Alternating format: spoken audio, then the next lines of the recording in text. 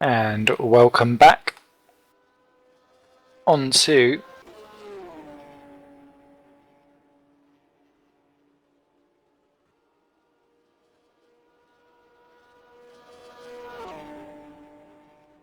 welcome back, everyone, to the inaugural GPVWC. I wanted to say Super League, but we're not doing Super League today, as you can quite blatantly see by the darkness of the light. We are here at Le Mans for the 24-hour endurance race as part of the Masters Series, but this has become quite a special standalone event, something that the community has been working towards for quite some time, and it's delightful that we are A, doing it, and that B, I am privileged to be able to bring you the coverage of it. My name's Simon Smith, as ever, dragging you kicking and screaming through all the 24 hours. Currently alongside me on cameraman extraordinaire is Dave Carr-Smith, who is equally having as fraught a job, if not a fraughter job, because he's not only manning that, he's looking after servers and staffs and race admins. So there's two people that won't be getting much sleep over the next 24 hours, as Ken Hunter, I think, has just smacked the wall. Yes, he has. In the Deltec Racing, he was busy following Pelkin round, just went straight on. Like the car is like he forgot to brake and just turned a bit weird, so hopefully that car isn't too bad. Find out. He's coming round actually to be lapped by the TSA driver of Tom Jacobs and the Missouri of Mike Schroten, and they're in their battle, which is the closest battle on track, for 8th position, sorry, 7th position, 1.5 seconds separating them. Quick run through of the order. Jesper Tolberg leads currently in the Smile Power car by 1 minute 17 seconds, ahead of Ruud Heesterbeek in the Enterprise. They're a minute clear of the THR car of Chris Butcher, but that gap is shrinking. 4th position is Drake's car, and that's someone off. It's Tom Jacobs. He's spun it. Oh dear. Was that to do with Ken Hunter? Oh yeah. Just look at that. He got caught out by Ken Hunter, who's plodding it round, unfortunately, and just spun it. Oh dearie me, Tom. Well, Jacobs do crackers, and he nearly cream crackered that car, but he's kept it out of the barrier, which is the main thing. But that has gifted the 7th position to Mike Schroten, who has got round Ken Hunter. Now the thing is with Ken Hunter is that his last lap round was a 4:31. He's running about 30 seconds off of the optimum pace over the course of a lap, and he's been bouncing between that and a like 4:20. So he's very, very slow when you compare it to the speed of the leaders that are going around. When they're doing 4:05s, if you're catching someone around a corner, they're going to be a good bit cool. Oh, someone's off. That's Andreas Walters, and there's sparks coming out of that car. Has he got a puncher? Looks like it. Yeah, that car has got problems. Andreas Walters gets it back going again. Simcraft into the pits, back out again. And that will rejoin them in 8th position behind the Pelkin and Jacobs battle. And Schroten, sorry. They're all together. And Roland rejoins in 8th position. So it will be Smile, Enterprise, THR, Drake, Missouri, FA, TSA, Simcraft, Drake 2, and then Woods your top 10 with Walters, Cosmo, Deltic. The other 3 remaining. They're all remaining just about. Walters will need to pit to replace his punctured tyre. Welcome to the race, Nick Rowland. Roly-poly. All the pudding. So, let's bring up the next guy into the chat if we can. Yoink! We have Mikey Bell. Hello, Mike. Hello. Hi. Hello. How are you? I'm doing well. How's it going? It's going rather well. Thank you very much for all the pokes that you've been giving me. I've been trying to help. Do enjoy a good poke. It is from Mr. Bell, as Walters is in the wall again trying to bring that punctured car home, and now he's facing the wrong way on the track. Walters, but there's no one around him, so he's kind of fumbling himself back again. Although that's not probably the fumble in the dark that Andreas would ideally want. Now, Mr. Bell, you've been hanging around with a team or two. How's it been going for your team today? Team's been going quite well. We had first Jesper starting off the car, who was pretty quick, didn't make mistakes like Toby and Matt did, who were maybe a bit faster. Then Fran got in the car and crazy fast and crazy consistent. He was at one point going about 2 seconds per lap faster than anyone but Hamnet. So unfortunate for Simcraft that they had a penalty, otherwise they'd probably be up with us, if not ahead. And now Jesper's back in the car again, and he's looking to get as much of an advantage over Ruud as possible. Great stuff. I think Ollie Polkanen has got some kind of issue with his car because he's limping around as well. It's been interesting that what was noted from Toby Davis whilst he was in here talking was that he said that Fran Lopez was kind of your I'm not sure driver. So he seemed genuinely impressed at the speed of which Fran was going. Did you kind of know his relative speed before coming into today? Well, when he said the driver that you're not quite know about, Fran is very fast, but he drives like something out of an action movie a lot of the time, so you'll always see him sideways, you know, when we're in the World Sports Series. Very fast, but maybe not the best driving style for an endurance race. You know, very aggressive, very full on attack, and we saw that as soon as he got into the car when he passed Tomio and went straight off the track, going through, I believe it's Indianapolis, but then he pulled it back, which was good, and didn't make any mistakes up until we went into the pits and lost 20 seconds when he clipped the wall, but now he's been doing really good. And we knew he was fast from WSS, as I said. He was currently 7th, I think, in that championship. So, and we got quite a good car from that. There's Jesper, who's currently leading the championship. I'm currently 5th, and Fran's 7th. And then we have Reece Gardner as well, who's a very fast outsider going in to GPVWC. So hopefully we'll be looking to try and keep the lead and have as little problems as possible.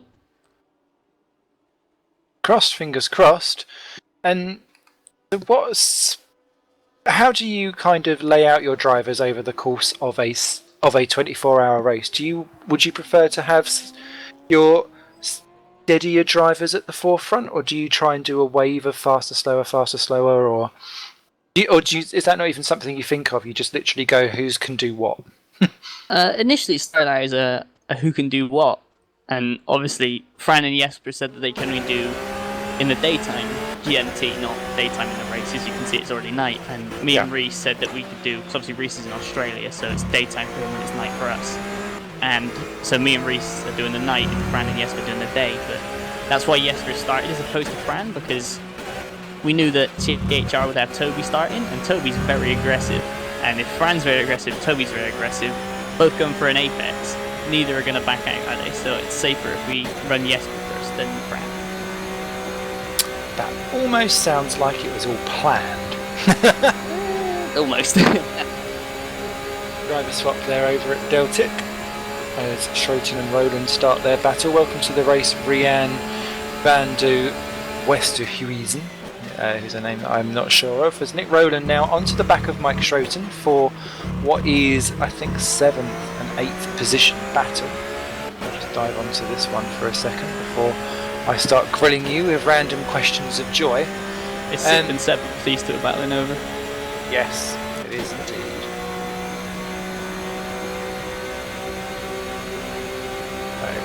Chris Butcher in the pits for THR, Ollie Polkanen finally in the pits for FA as well.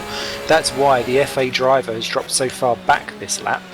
That's caused issue as Rowan gets out of the way, and that's pushed Schroten off wide there. He's got really confused, done exactly what we saw a couple of other drivers doing earlier on. I think it was the Woods driver was struggling earlier on in the race. Nick Roland does not choose to cut that corner because he was not all over the back of it, and that has actually given Schroten a rather big cut, to be fair, because he didn't slow down at all. I mean, obviously over the course of 24 hours it may not really affect anything at all, But I think if that was in a sprint race, that may well have been looked at by now. So that's kind of calmed that one down for a second. Do you have any? Are you specifically looking for the win, then, Mike, with your lot?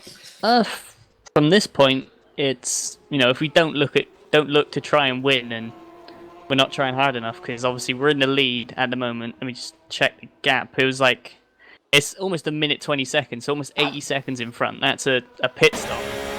So if we don't look to try and win from here, as long as the driver swaps don't catch the sight and we don't mess up on track, it hopefully will be a win for us. Great stuff. Chris Butcher is now caught up to the back of Morten Vernonson in their battle for 3rd and 4th position. Vernonson does need to pit again. However, Butcher would quite like to get that 3rd position cleared and off of track. Now, in theory, there is only these 3 teams that are on the lead lap with you guys, actually. So you've got Enterprise 1 minute 20 behind, Drake's a further 2 minutes 25 along with this THR car who's about to try and gobble up that Drake for action. Of course, one disconnect, one crash, one problem, and that will completely throw you behind the lot of them. So yeah, you can't afford to rest your laurels in a way, but when you're leading a race, does your mentality change at all? it changes as much as we're not pushing to catch the car in front, because there's no car in front. We're just trying to maintain a steady pace that will either hold the gap as what it is or try and extend it a little bit, which Jesper's very good at doing. So we can just send Jesper out and say, look, here's who you want to beat each lap, go do it, and he will, lap after lap after lap. So, and we're seeing that as he's driving, because he's actually coming up not too far away from Chris and Morten to take them off the lead lap. Obviously we're going to have to pit at some point soon, that'll put them back on, but just it'll be a good thing just to get a lap on the THRs, maybe throw them off a little bit, because we're going to need them to start making a couple more mistakes, I think, in order to have them completely out of the race for the win. Interesting. As Butcher is called onto the back of Vernonson, but he's not diving straight for it yet. Some of this Le Mans circuit you can really not make up tons and tons and tons of time. There's certain sectors, I think, that allow you to really claw in better than others. Have you got any particular favourite parts of the Le Mans circuit that you like the most? Well, you've got to love the Mulsanne, haven't you? Just flat out for ages with a couple of chicanes interrupting it. Good for overtaking with slipstreams and whatnot. And also the section after that coming down to Indianapolis, that section's very fun.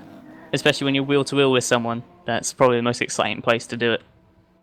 Butcher now right onto the back of Vernonson, done very well through those last couple of corners. I saw someone peeling off into the pits there, and that was Marius Nicolai for the second of the Drags. However, the first of the Drags is really under attack from the THR of Chris Butcher. Secretly hoping in the background, crash, crash, crash, crash, crash, but we're not generally thinking of that. Is he going to go down the inside here? Vernonson gives him plenty of room. Chris Butcher then moves up back into the podium slot for THR, up into 3rd position. So that does him nicely indeed. That Drake has only stopped 4 times against THR's 5, so you'd imagine that they will have to come in again, because there was one where THR short-fueled 10 litres. Having another lap or so around here. Then Tulberg and Heasterbeek do need to pit again as well. They're the last of the people on the 4 pit stop mark now that the second of the Drakes has pitted for the 5th time. I'd imagine Marius will be taken out of that car quite soon, because he's been doing that stint for a very long time. Do you find with drivers actually, Mike, that after a certain time it doesn't matter if you've been in there for like 4 or 5 hours, you're dropping off lap time anyway, because you can only keep your concentration up for a certain period of time? We haven't found out with anyone in the team yet. We've limited our stints to 2 stops each, approximately, because, just so everyone gets an equal-ish time in the car, and no one gets too tired, so we haven't really got to worry about people drifting off. But from experience of driving a very long stint at Le Mans before, it eventually just becomes muscle memory, and you don't really have to concentrate all that much. It's just, your body just does all the work for you, if that makes any sense. Yeah, Once it you've does. done it enough, and you can just hit the same times, maybe a couple of seconds off, but you can just hit those same times consistently.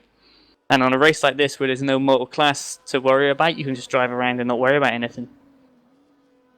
Yeah, and that's one of the beauties that has been of this race actually, is that you don't have the worry of catching someone that's going to be like a minute and a half slower than you. And you're like, oh, what do I do here? Because it becomes a bit split-second decision-y, which can always be an issue. So that allows you to do stuff. So Kritzpitcher then up into third position, and poor old Morten Bernensen has been dropped quite quickly from that. Mike Schroten is being re-reeled back in again by Nick Rowland, who is taking a little bit of time to get up onto the back of Schroten again, but all in good time. There is a good fair amount of hours left in this race for them to commit and complete that pass, so it shouldn't be too much of a drama llama. So whilst that's going on, Mr. Bell, would you like to take part in Simon Smithy's Secret Squirrel 7 Sausage Fest of questions? Why not? Let's do it. Okay. I will break off though if Nick Rowland dives for Mr. Schroten. Yep, sure. What is your favourite racing track of all times? Favorite one to watch or to drive in sim racing? If they're different, I'll have both. Favorite to watch is probably Croft, and favorite to drive in sim racing is definitely Montreal. Montreal, one for the fans. Oh yes. Montreal is one of my favourites actually as well. Do you have a particular favourite racing series that you like to watch, real life? I like to watch the NKRA Formula Blue karting championship when I get the chance, because my uncle races in it. Go and show up and watch that, and watch the other karts that are at the meet, which is always fun. You never know what you're going to see. Then, or that one in particular is not huge. There'll be about because there's the Scotland Championship, the North and the South, and there'll be like 45 people, I guess, in total over that. But obviously, when you go to one of these days, you get everything from the cadets up to gearbox karts. So you see a lot of races with up to like 40 people on at once. So that's quite cool. Amazing. Do they have a website where you can find out more? Because it's not very often that we get to get a lot of go-karting action. That's come up a couple of times already in this broadcast. I don't remember the exact website, but I think it's like www.nkra.co.uk or something like that. National Kart Racing Association. It's one of their series. Cool, excellent. Thanks for that. Do you have a favourite racing game? Sim racing or just like racing anything? Because if it's racing anything, definitely speedrunners, but that doesn't involve cars at all. So Speedrunners is a great game. Yeah, that's hours of entertainment. Early access fun for the win, as Roland continues to close down on Schroten. No, I'm happy to take that. Speedrunners it is. Great stuff. Favourite film? Shaun of the Dead.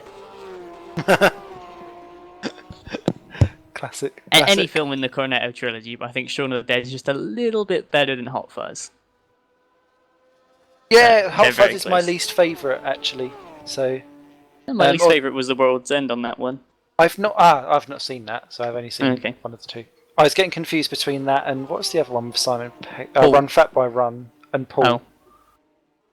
Yeah, I think the Cornetto trilogy is Hot Fuzz, Shaun of the Dead, and World's End. Yes, it is. Silly me. Should have known, as Roland now right onto the back of Mr. Schroten, looking more and more racy as he goes along. What will he do this time as he runs out actually onto the grass there? Does Mr. Roland needs to keep that going again through the darker alleyways of Le Mans? What will he decide to do, I wonder? Nope. Schroten a bit more aggressive over the curbs, but it's not as if it's winning him much time actually through that. As they go out onto the racing start-finish line to start a new lap. And that for them will be lap number dum dum dum. For them, it's 86. Crumbs. We're on 88 from the leaders. Stroton continues to battle away with Roland. If you have to invent a new flavour of crisps, what flavour would you invent? Are chocolate fudge brownie crisps already or are they already a thing? No. Then They do sound amazing. They are a fridge milkshake. exactly. That and fridge ice cream. milkshake is... Good points, good points. If you was a superhero, what would you call yourself? Oh, Bell Train, why not? That's what Kirk calls me in WSS. And sometimes in Super Cup, but that's only if I'm doing well and have a trainer like 6 people behind me. As Martin O'Connor has just come into the game with a mismatch, so someone's trying to get ready for a driver pit stop, but it's failed miserably. So hopefully they'll get that sorted. He's in one of the dregs, I think. Yeah. Well, Bernardson does need to pit soon. That'll probably be the guy that's taken over from Marius Nikolai, I think, because Nikolai's been in that car for ages. That is true. I know Morton's in the car with James Johnson and Roy Schroten. In fact, Morton has pitted, so I wonder if they were trying to do a driver change and then couldn't work it out, and then Morton's just had to kind of continue on as normal. Well, no, it looked like he joined as just a regular car and was fortunate he didn't join in someone else's, otherwise that could have caused an issue, but just a wrong tick on an option. Idiot. Make sure you check your settings before you go and ruin the race and stuff. So yes, all drama going on there. I hope that gets sorted. Here we go with Mr. Roland. What will he do? Around the outside, nicely done there. Mike Schroten not really attacking that one back again, and Nick Rowland takes position for the Simcraft Racing team. That's good. I think Mike Schroten will still be quite delighted to be clinging on to 7th in that Missouri.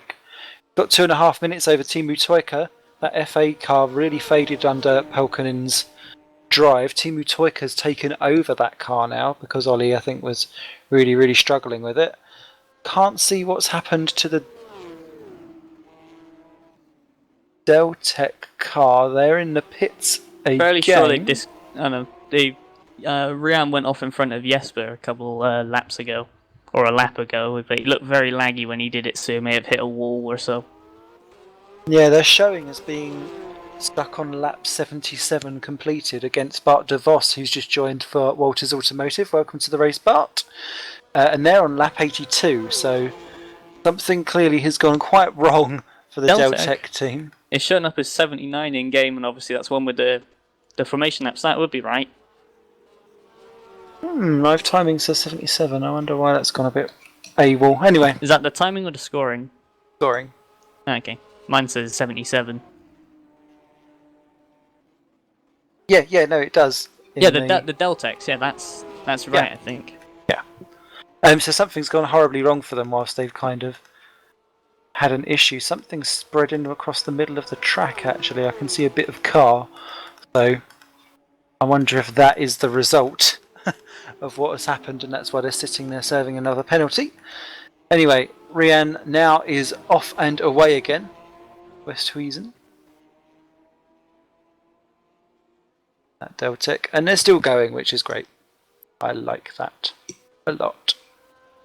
So, final question for Mr. Bell. Should motorsport be an Olympic sport? Definitely. If not, it should have its own Olympics. Because there's enough different genres of motorsport that you could probably get away with it.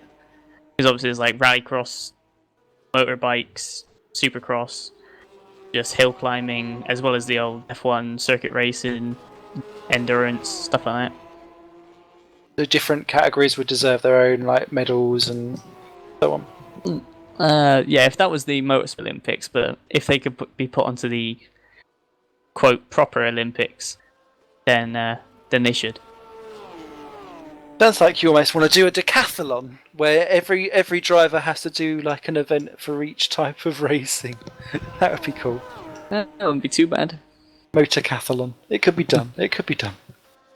Anyway, thank you very much, Mike. Pleasure to have you with us. Come join again soon. But maybe after my my time in the car, but that's not for another couple hours yet. I was going to say, when are you going to go on? I've taken over for my first stint at 3 in the morning. Okay, good luck with that. Yes, was going to finish his, then Fran's got another one, then Reese, then me. So, still a while yet. But Cool. Jesper's coming in this lap. Not for a driver swap, just for a regular pit stop, so hopefully we can get back on and get going again pretty quick. I think we got enough of a gap to stay ahead of the Enterprise. And obviously we're going to have a stop in hand over them. That is all good.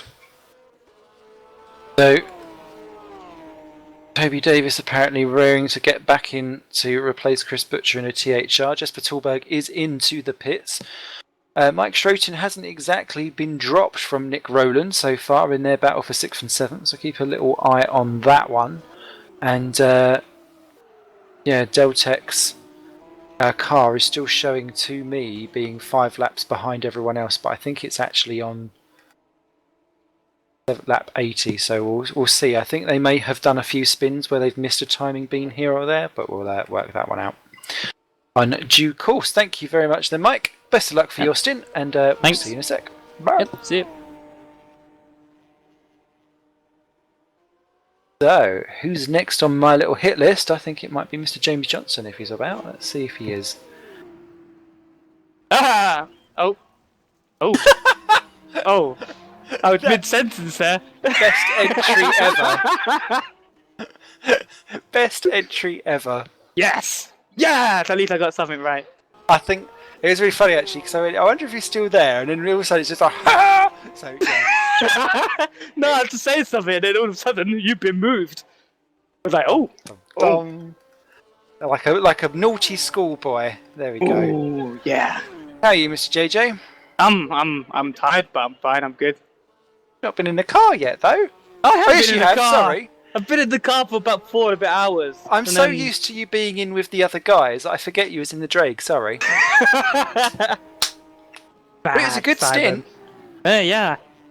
No, not much happened for me though. It was a bit quiet, except from the start, which was pretty hectic. Yeah, because you had to dispose of some cars quite quickly, and then you kind of got into your rhythm and was left to your own devices after that, wasn't it? Pretty much. I in qualifying I forgot to change the steering lock for myself, and then it didn't quite go well. So I had to make my way through, and then try to get past Timu. He wouldn't let me go. I just just couldn't break the toe because he was faster than me down the straight, and I was just like, go away. But at least with Drake, I mean, we've just seen Burninson after pit, and it's dropped you back down into 4th position. You're 16 seconds clear of the TSA guys. It's running well. You're within touching distance of podiums should something happen to the guys up ahead. What are you kind of realistically looking for from this 24-hour event? Just a finish, really. Yeah, it's the first thing to finish. To win, you've got to finish, really, anyway. So, finish. Right. Podium would be nice. The win would be great. But yeah, first thing you got to do is to get to the end. Too true. And so, how have you bedded yourself in for the Le Mans? Because Drake, it's a bit of an unusual collection of drivers from what I traditionally see you racing with, I think. So, is that, or am I lying? No, we've actually done, a couple of us have done a 24-hour race this year already, so we're well versed in what we need to do. Cool. And this morning I've already done 3 hours of a 6-hour race, so yeah. Well, how did that go? Unfortunately it didn't go too well. We're already disconnected, so yeah, it didn't quite go to plan. But I handed it over to him in the lead, and then it all went wrong from there. Yep, well, I was already pumped up and ready to go. At least that meant that you had a nice early and easy, simple start to this one instead, I suppose, instead of worrying about the other race as well. Yeah. Ah, dear. Oh dear. So, will you be back in the car again anytime soon? Yeah, I'm doing the graveyard shift. Oh no. Yeah. No. I'm doing the 3 a.m. starts for another 4 hours. Stop. And actually, you'd be a good person to ask then, to contrast night versus day driving. What changes for you? Brake markers. You'd say lines as well, because sometimes the sometimes the lines can change as well, depending on how much grip you've got. Because these tires, there's only one compound of tires, so generally you'd have a softer or a harder compound, and you'd generally use the harder compound for the day and then swap to the softer compound. Whereas this, you've generally just got one compound, so it's there's not really too much you can do about it. You just got to drive around what you're given, really. Great. As the Enterprise of Rude Heasterbeak pits from the lead, that will hand the lead back to Smile. It was a 7-second advantage, but it is now completely eradicated. Jesper Tallberg takes the lead. Interesting you say about the racing lines, actually, because that's something that no one has particularly spoken about. Martin O'Connor is in the second of the Drake cars now, so welcome to the race, Martin O'Connor. Woo! You're the only team that have got 2 cars in the race. Are you working together, or have you shared setups between the 2 teams, or have you just allowed each other to go your own way? We've worked early this week to sort out drivers. Excel spreadsheets, this, that, and the other, everything. Everyone's got a spreadsheet. And then from there, it's just gone through spec, pretty much everything, setups, everything. They've all gone to one place, so if they wanted to use it, they could use it. If they didn't, they could use their own one. People have just been talking to each other and just sharing tips, things like that. But yeah, it's all one big group, and we're all just trying to get each other to the end, really. Great. And how's the morale? Because obviously Drake ran into a lot of issues earlier on in the race. They've settled into their rhythm and they're slowly crawling their way back up now, but to have stuff go wrong at the very beginning of the race kind of sets you back a bit. So how's the morale in Camp 2? Camp 2, I ain't really heard too much. I've pretty much past half an hour I've only really got out of the car and I've been waiting. So, but from generally, they've been doing all right since. There's not much that's really gone wrong except from the start. But yeah, I haven't really heard that much of what's going on over there yet. No worries. I think we've got a problem for Riander Westhuizen. He's well off the pace in the 1:4:38 was the last lap that he done round, and then he's missed 2 somewhere along the line. So problems for that Deltec team continuing. You up for a little bit of Simon's Secret Sausageable 7 questions of fun? Oh yeah, come on, bring it on. Nothing too dramatic, as Martin O'Connor is in the pits actually again, so not quite sure why he's decided to pit so early, and someone's off the track. Oh, it's the Deltex. I think they've got some weird connection issues.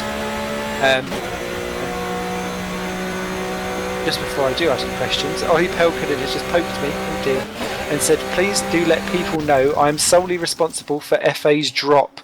Sob. As Westhuizen bins it again. I think that driver needs to probably step aside from that car because he's looking a little bit like a menace. And his ping's not looking good either.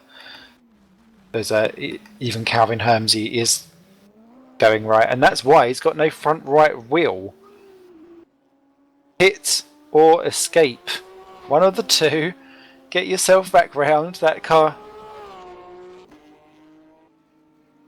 The way how the rejoin plugin works is that he could escape and rejoin, get a nice fresh new car, get a penalty, but actually long term that would really help instead of just sitting there and trying to chug it all round. Yeah, it's not the first time I've raced with this plugin before. Yeah, I know the ins and outs of this one. Great. And would you say it's a welcome addition to endurance racing for R Factor? Yeah, very much so. It doesn't mean that your race is over because it's in practice, so you can come back in. the penalties mean that you just don't. If you do have a problem or you can't just come straight back in and then carry on from where you left off. Because if you crashed and then you just escaped and rejoined, you might gain time on everybody else. So the warnings or the penalties are actually pretty good. Although they can get a bit long sometimes, especially long in the tooth. when you get a 9-minute penalty, you're just sitting there for like 9 minutes going, what do I do now? Make sure that you rub the mouse occasionally so it doesn't go to screensaver and then disconnect you again. You're like, no! Echoing forevers and evers. Okay, so whilst Deltec's team implodes all across the Le Mans circuit, question number 1 for Monsieur JJ. Sounding a bit too excitable for this, to be fair. I'm always excited for what is your favourite track of all times? Le Mans. You're just saying that. You're just saying that. No. I've always said this is my home track. I love this track. Why is it your home track? You're an Essex boy. No, I'm a North Londoner. But I thought you were going to say I'm a lady. Then you went, I'm a I was like, oh my god. No. But it's all coming out. Literally. But no, I've pretty much done. I think I've done about 1,500 laps around this track in total for the various 24s I've done around this. So I'd say this is one of my favourite tracks, or one of the tracks that I like the most. I was going to say you'd have to like it if that's the amount of laps you spent going around it. But so would you consider yourself then a Le Mans specialist? Yes, it does depend on the car. I'm not a fan of these GTCs, but if you give me a prototype or anything like that, I can pretty much utilise that in a good way. Cool. Alexander van der Velde for Cosmo in the pits at the moment. Question number 2. What is your favourite racing series that you like to watch? That used to be Formula 1, but recently I preferred WEC, World Endurance Champ. Okay. Great stuff. Yes, because aren't they really cool and they actually put their races on YouTube? Or am I thinking of the wrong one? Maybe I've just watched the races on YouTube. No. That used to be That's used to be American Le Mans that used to do that. Yeah. Because they're putting up the old ones, or they were putting up the old ones from back in the days. Great. With the Ferrari 550s and everything. That's the first time actually all day that someone's actually mentioned endurance racing as something that they actually like to watch. So it's just as well, really. Yeah. Considering what we're doing, so that's all good to go.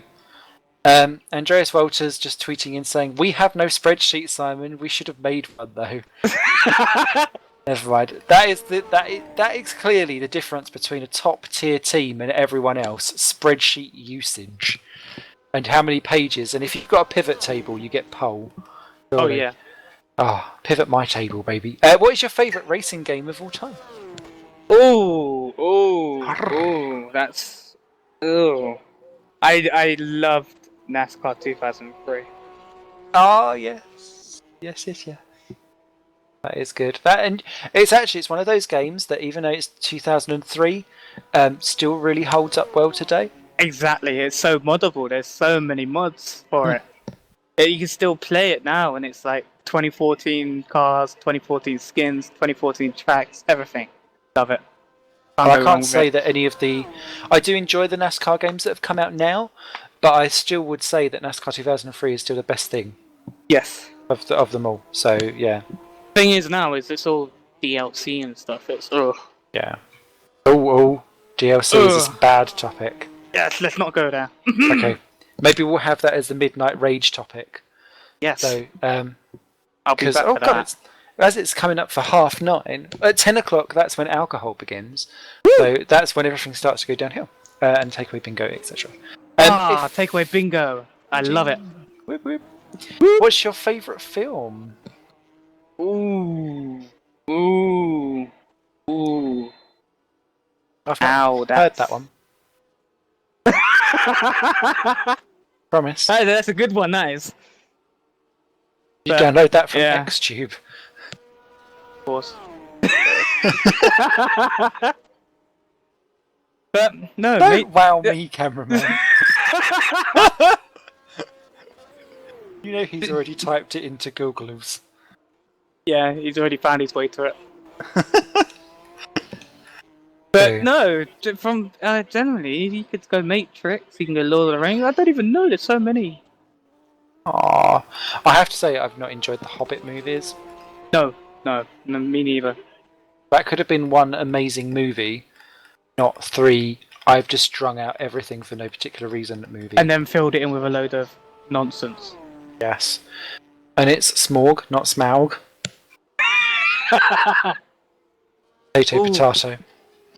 There's Rianne van der Westhuizen, with all the letters in the alphabet, has actually overshot his pit box and is now rolling back to get back into it again, so it's all going wrong for him.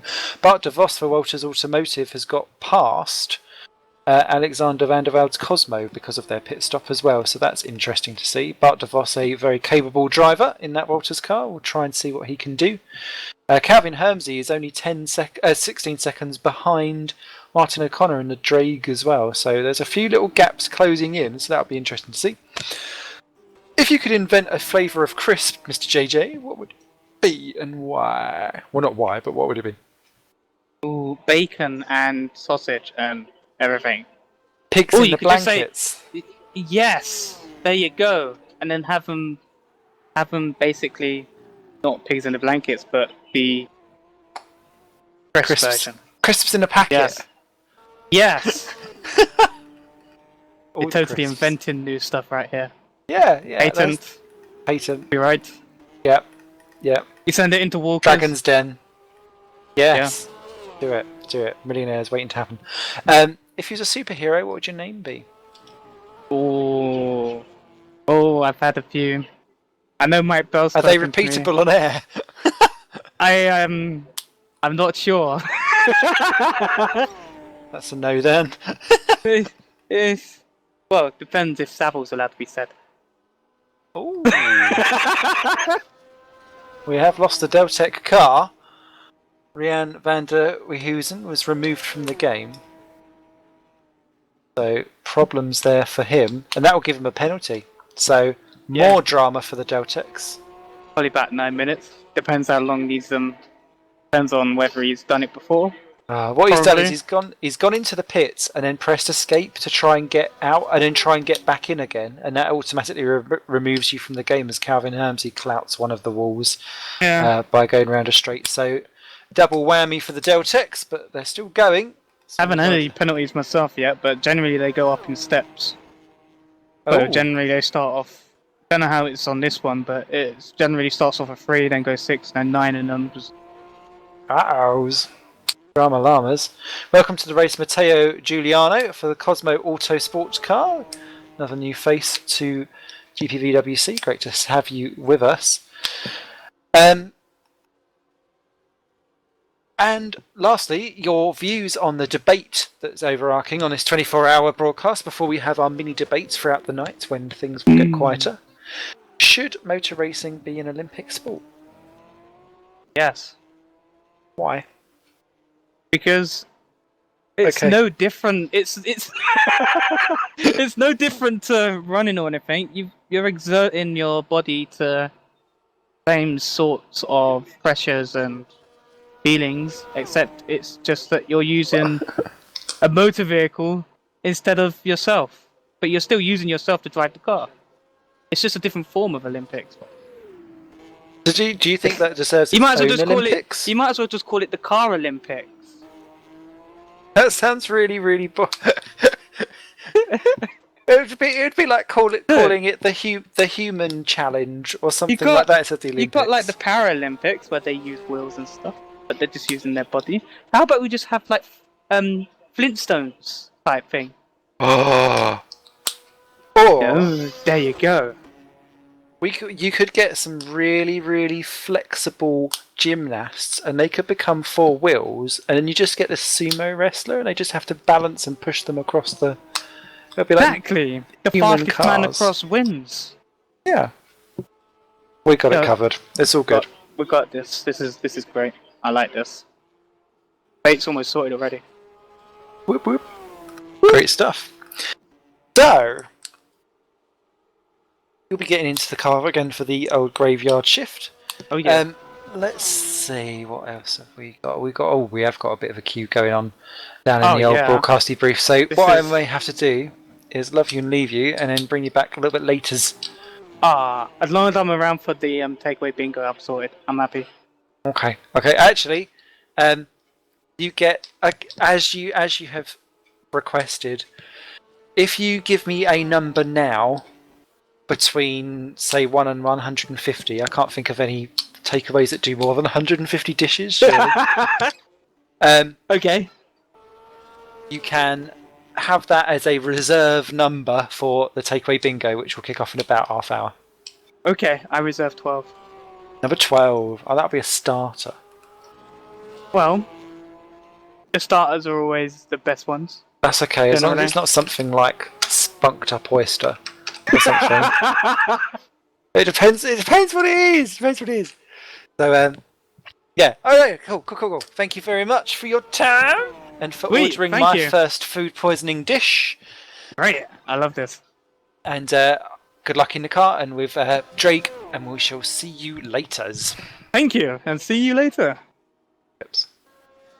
He's always so chirpy, that guy. Great. What they need to do is put a little bit of JJ up in a little bottle, and then I think we'd probably have found the cure for depression. Methinks. Howevers, I believe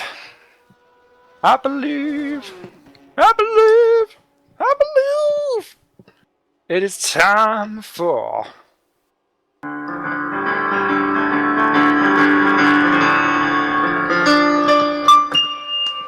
alcohol! Woo! So, next person is going to be dragged into the booth, which will be Ben Willis. Oh yes, it is Mr. Ben Willis himself. Hello, Ben. Hello. How are you doing? I'm very good, thanks. How are you? Not too bad at all, thank you very much for asking. Sorry to keep you waiting so long for that interview. Oh, it's alright, having a good chat down there with a couple of guys. Grandiose. What is the chat about? Oh, no, we're just talking about some of the on-track action, more specifically the Deltec. Seemed to manage to put himself in the wall. Great stuff. So, are you involved in particular with any of the teams and stuff today, or? Yeah, I'm sort of in charge of the Drake lot, trying to keep them in charge and in line. Is that number ones or number twos or both? Both, which that's fun to say the least. Your hair must have been being pulled out earlier on in the race when it was all going a little bit wrong for Drake 2, wasn't it? Yeah, I mean, it started off on the bad foot with Chris was meant to be doing the qualifying, and then after the sim sync at the start of the race, his R-Factor just went nope and didn't want to work. So I had to quickly get on the line to Marius and get him in the car, and then I think it was about 2 hours in, his net just gave way, and yeah, so he rejoined, and then for some reason he got kicked off the server again and joined again, and we were a good 4 laps down, but the team are right, they're just keeping their heads high and trying to carry on. Well, that is rather annoying. As Rude Heasterbeak, quite interestingly, is trying to pop a lap on Nick Rowland, but hasn't been able to actually do it. And there's no particular blue flag drama that goes on around this, because we're in a practice session, which is quite nice because it doesn't force a particular issue of any sorts, but it keeps people amused regardless. So you've currently got Drake 1 in 4th position with Morton Vernonson, and that team really going well in a 94th lap. Drake 2 is about 3.5 minutes behind the FA racing team, but Polkanen had an absolutely horrible stint where everything that could have gone wrong did go wrong, and I'm sure he'd be back in the car again anytime soon. Would you just like to keep that second Drake car in the top 10 where it is at the moment, or are you looking at loftier positions? I think the plan is just to get both cars to the end, really. I mean, we're all here just to have fun, do a 24-hour race. We'll see Drake 1's in a good position should anything happen to the top 3 and they're ready to pounce and try and get onto the podium. Drake 2, it's more of just sort of keeping in the top 10, getting to the end. And as you say, yeah, Pelkonen even didn't have the best of stints, and we saw him in the pits. But yeah, it's just sort of keeping it going, really. Great stuff, great stuff. And as a team boss, where you're organising and looking after stuff, talk me through the main kind of things that you have to deal with constantly as Heasterbeek now finally does get around Nick Rowland to pop him a lap down. What are the kind of trials and tribulations that you have? Trying to keep all the drivers to schedule, that's the fun one, and trying to get them all to talk to each other and keep each other abreast of what's going on. And yeah, that's the main one. I mean, doing all the skins and getting the painters to do that's easy. You can just speak to them about that, but it's really just getting all the drivers to work together, make sure they stay on schedule. Should something go wrong, make sure they've got a backup plan, and yeah, just really just sticking to what they have. Apologies for that. My microphone decided to have a little bit of a spaz. La la la. Technology at its finest. I know. Grandiose. However, I didn't actually get to hear your answer, so I hope that you was finished by the time I started speaking again. No, I finished. That's fine. Don't worry. Great. I can hear you now. So I think probably.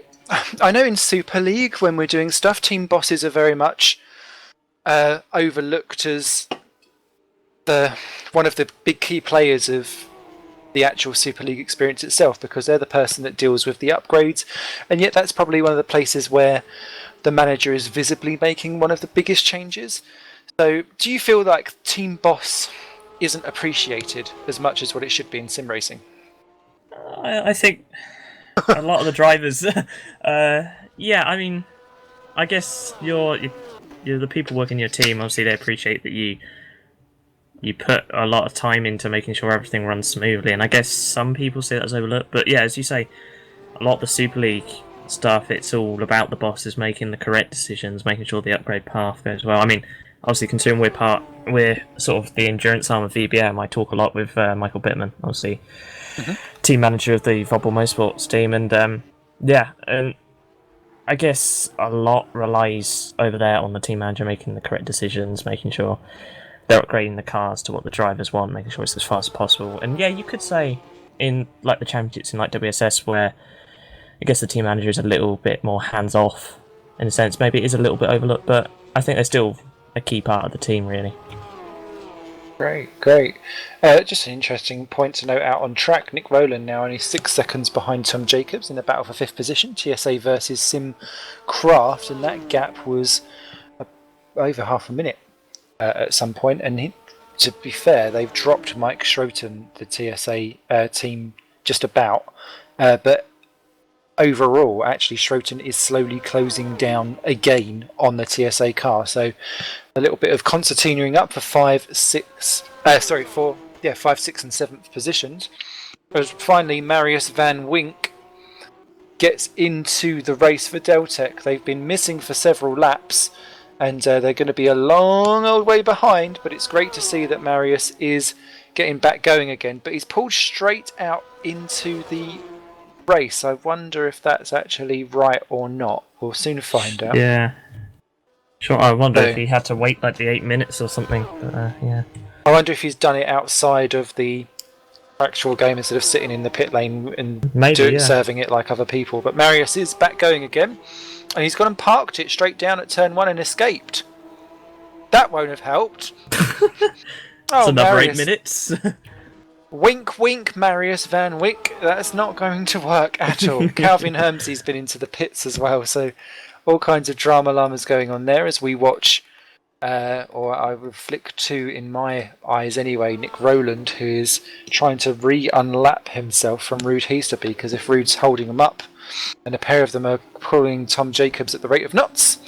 Also similarly, Calvin Hermsey has come out just 4.7 seconds ahead of Bart de Vos for Walters, so we've got 2 battles about to kick off anytime soon.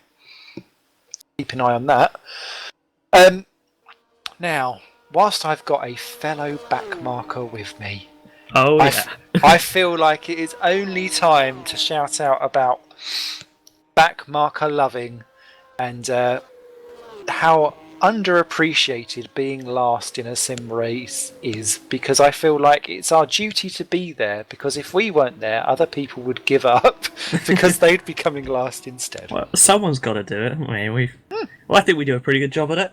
I think we have a good battle for the lower end of the FC pack. We do indeed. We was knocking about the edge of the points in a couple of the races. We occasionally put our heads out from the parapet and go, we're here really, and then kind of battle back down again. But DeVos now under 2 seconds away from Calvin Hermsey, really rearing him in actually. But yes, I think we're underappreciated in our battle for 32nd position. Of course, yeah. It's not the reason I do sim race is not for the points. It's just for the fun of it, really, just driving. And I don't care if I'm down in 32nd, having a good battle with your good self. It's keeps me entertained. So, well, Bart DeVos has just absolutely mullered Calvin Hermsey down the straight. So the Walters automotive car goes up into 10th position. The Woods Racing driver goes down to 11th. And that Woods car has done one less pit stop than Walters. Walters had that terrible time where Andreas, their team boss, done 3 pit stops instead of 1 because he decided to remodel some of that car against the wall, which was not great. But Bart clearly on full chugs. He's doing 4-minute 4s, and that's Nick Rowland getting past Tom Jacobs at the same time. And that is for position because Tom Jacobs is in the pits, sadly. So the TSA driver there drops down, and that will allow basically Nick Rowland to get by speed related, but just not actually having it out to do it on track. Nick Dawson Latham tweeting in, I'd pay more attention to the team boss if they looked more like Lena Glade. I'm not sure who that is. Isn't she the Audi number 2 engineer for World Endurance, I think? I don't know. I was wondering if he just spelt Lewis McGlade wrong. Okay. It could happen. It could happen. Who knows? Who knows? An army of Lewis McGlades. Wow. At least we'd never be short for McGlade plugins. So, from the challenged, it's been a challenging battle for us at the back of the field. Do you have any particular aspirations, hopes, and thoughts for the rest of 2014 for the open wheeled career that we're having? The plan is to try and make it to every race, and, well, finish as many as possible. I'm not expecting points. I'd love points. Please, everybody retire, and I'll take a first place. That'd be lovely.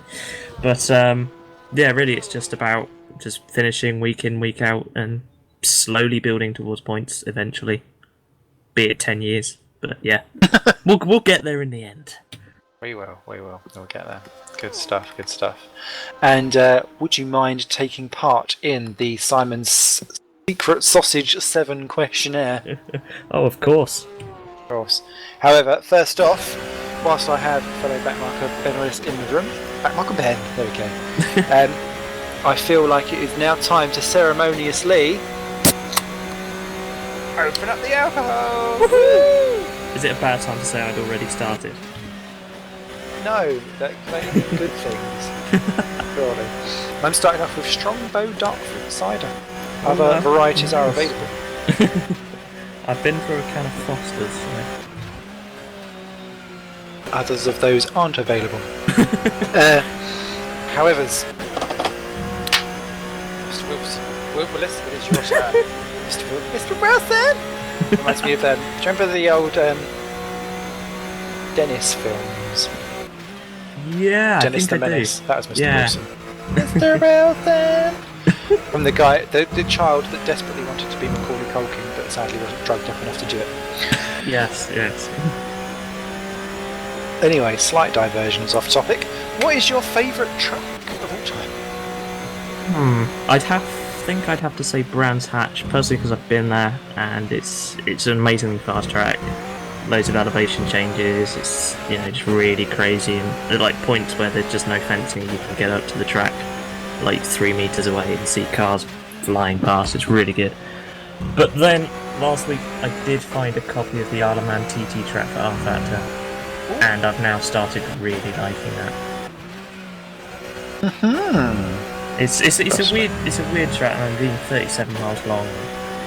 Crazy amounts of there's a house right next to you and stuff like that. But yeah, I mean, for a real track, it has to be Brands Hatch. If it was a temporary kind of track, then Arnhem TT. It surprises me that actually R Factor's capable of being able to map out 35 miles of road. I was surprised. I mean, you can tell because the textures aren't like as good as, say, like the Le Mans track here. Yeah. But still, 37 miles of... And it's pretty realistic. It's like, That's it. problem. Yeah. Cool. Oh wow, I didn't even know that. As Martin O'Connor is right up behind Timu Twyker for FA Racing in 8th position, and Drake is in 9th, and I think Timu has got past him. I wonder if there's been a pit stop or an issue involved, because they weren't together a while ago. But yeah, Timu pulling away now from Martin O'Connor, so I don't know if there's been an issue. Martin O'Connor's last lap was a 4:10 against Timu's 4:01, so that might be the issue to that one.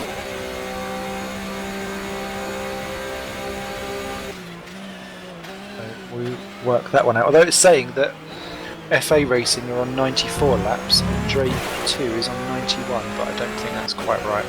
We'll soon find out. Who knows? Anyway, what's your favourite racing series? Probably got to be British touring cars. I've really got into that over the last few years, and I've been to see a couple of races now, as I say, down at Brands Hatch, because they're just crazy. Like, they're really aggressive. Don't really have any care for safety, which is good because it makes great racing.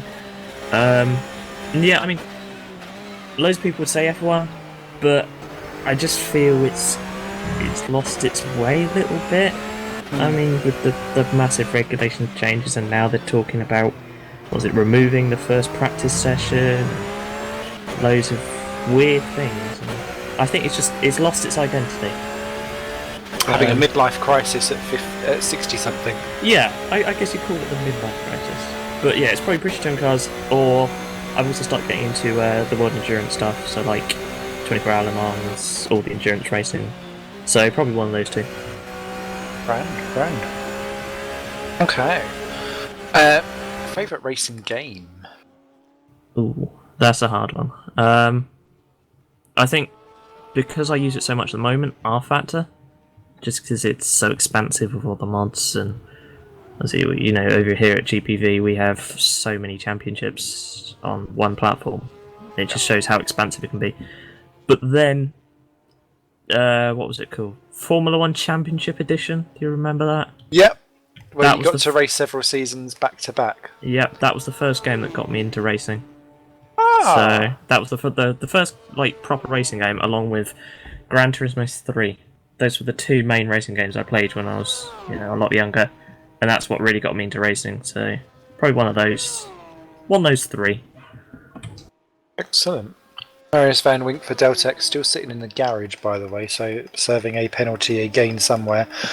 Martin O'Connor has dropped off of the back of Timu Twyker. It looked like he'd been off again somewhere, so slight issues there for Martin, but that has now definitely cemented him in 8th position. Swapping even. We could swip if you like. Swap. Flip-flop. To favourite film. Favourite film? Probably got to be the first Matrix film. I really enjoyed that film. I think it's probably got to be that. Matrix that we've had this evening. I wonder if this is real life or if this is the Matrix now. And everyone's actually just trying to make us buy more copies of the film. Who knows? But if you could invent a flavour of crisps, what would you fancy inventing? Now, I've been thinking about this. I've been listening to this. And I've been the listening things to that people were driven to. Chocolate flavoured. I'm a big chocolate lover, but then I'm not sure which kind of chocolate.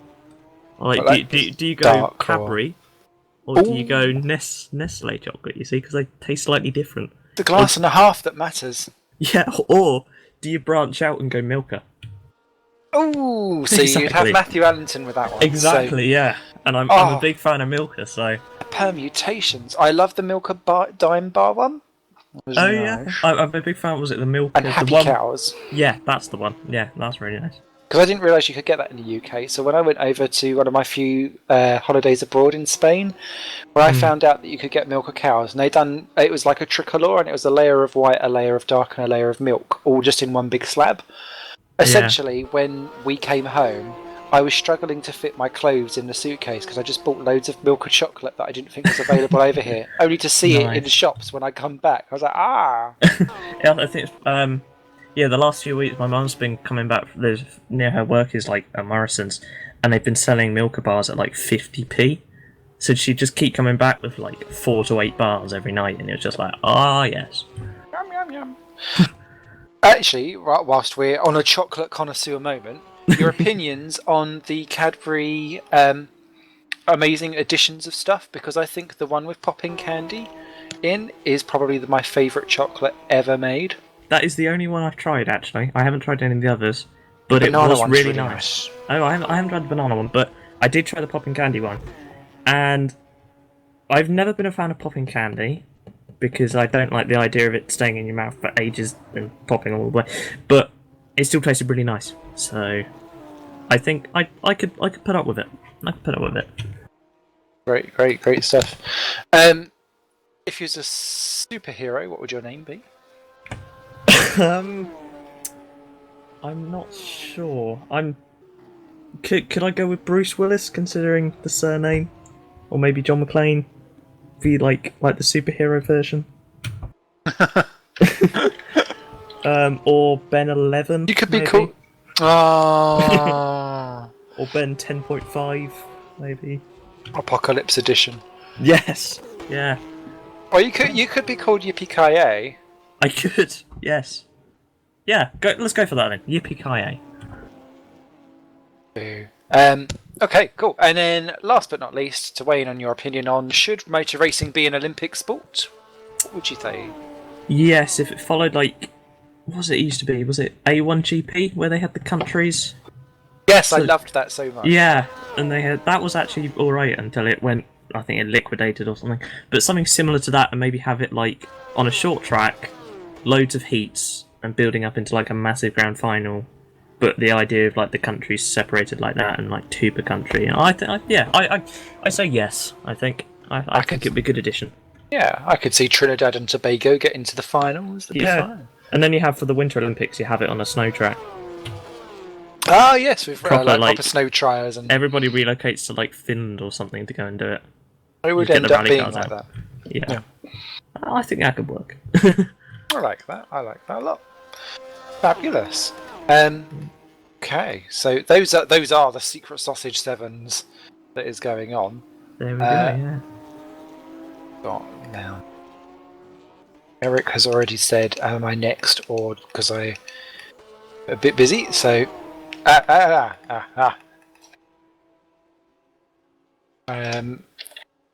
So yes, if you was to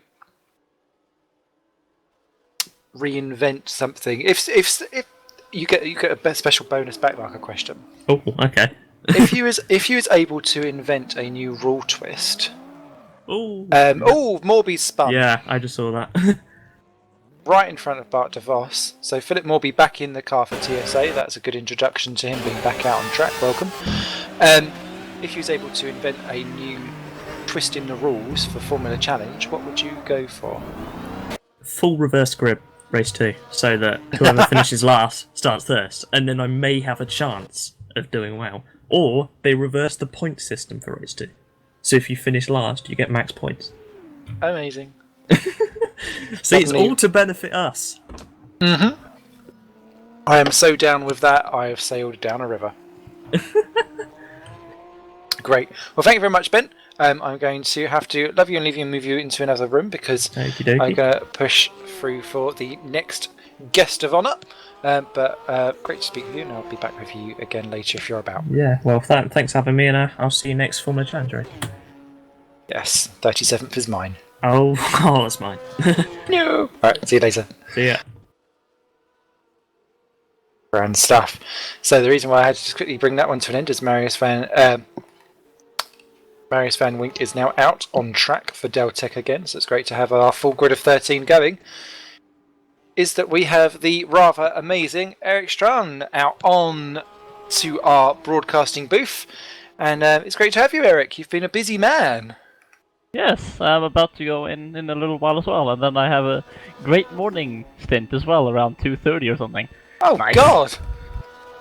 So you're kind of hopping in and out quite a lot then, because some people are Yes. doing big stints and you're doing lots of little ones. Yes, I mean, I'm still doing the one I did before was 2 hour stints, and Roots did 2 hour stints, so I know James did, 4.5 hour, which is just mad, but yeah, I mean, short and effective. Or not. Great stuff. Well, but does that allow you to rest in between the stop, in between each stint? I was actually planning on getting an hour's sleep just before, but that didn't really go so well. So not really, but we'll see if I fall asleep at the wheel. You'll notice. I think we might do, by judging Yeah. by how many parts of your car will be strewn across the racetrack by Yes. the end of it. That Not part. great at all.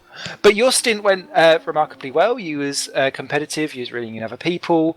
You're battling away at the top, looking for podium positions. So great stuff for you. Do you have any particular goals that you're looking for your stint? Just don't make any mistakes and try to narrow down the gap to Smile and try to build a bit of a gap to THR. I mean, yeah, that's basically what I want to do. Just keep it out of the walls and don't fall asleep, and that's pretty much my aims. Those sound like great aims to me. Yeah, they do, right? It's pretty sensible. Yeah, agreed. So, how I've not necessarily seen you do tons and tons of endurance racing myself personally, but have you done quite a lot for sim racing over your time, or? Nope. That would be why. I did the RDLMS 24 hours on Nürburgring. What was it, 2 years ago? And I got to do one stint, and then we got stuck on a curb, and that was my endurance career, basically. I think I remember that. Yeah, would you? Yeah, possibly. I was with Optimum, I know. We were the first driver swap, and I managed to spin it and not hit a wall. I was really, really happy. And then I jumped out of the car, and then a bit later, I think we got taken out by a faster class, and then we got stuck in a curb. So that was that. No. Well, I think we're about to have a disconnection from Martin O'Connor and Drake Racing too, because he's just lagged out and disappeared for me. Matteo Juliano for Cosmo Autosport has binned it on the first of the last 2 chicanes. He's got back going again in that Cosmo, but that's lost him time. But I think we've got a disconnection from Martin O'Connor. Yep, he's out. That is a real problem for Drake too, which is one less for you guys to deal with. Admittedly, he's a bit far behind. A bit. Do you do anything in particular to hope that your connection lasts? No. what Don't sit there what and- is there to do? But keep a fan next to your modem just to make sure that it doesn't get too hot. It's quite close to a door which is open straight outside, so I think that's gonna keep pretty cool. And I'm home alone. It's just me here, so if anything fails, that's kind of out of my control, I guess. Great stuff. I know you're pressed for time. Do you have time to do a quick run through of Simon's secret sausage questions? Let's give it a shot and see what we can do. I'll get James screaming at me if I don't make it.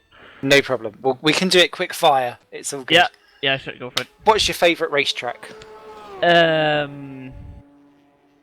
Favorite track. I mean, I've heard people say, the typical Bathurst, and Nordschleife is definitely up there. I also have to be a bit biased and say my home track, which is the street circuit here in Gothenburg. I like that thing. It's tight and small, but really fun. Bit like your favourite female passage, I'd imagine. Whatever. Le Mans is also great. What is there else? Or more even. That's all I can think at the top of my head, I think.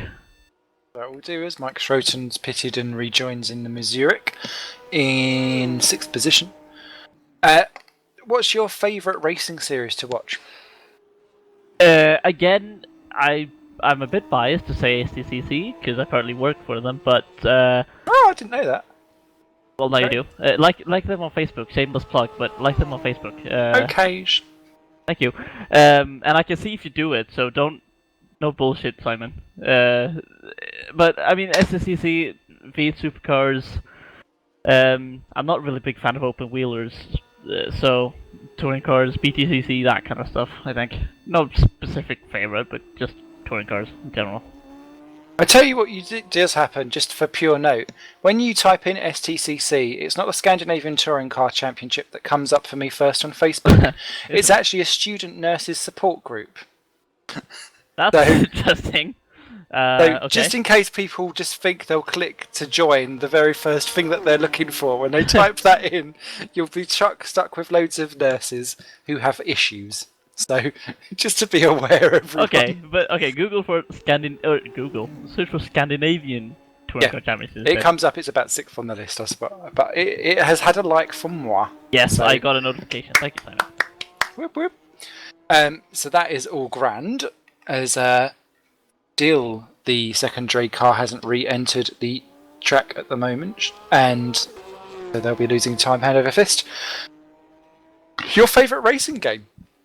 My favorite racing game. Well, the first one I properly remember was GT4, which I got, which is not that old. I know. No, it's not. So, God, I feel ancient. Well, okay. I got that when I was what, 8 something. James Johnson just poked me as saying ramming Formula Challenge cars up the backside. That's a bit not accurate, but GT4, and then I said, of course, I have to say is definitely up there.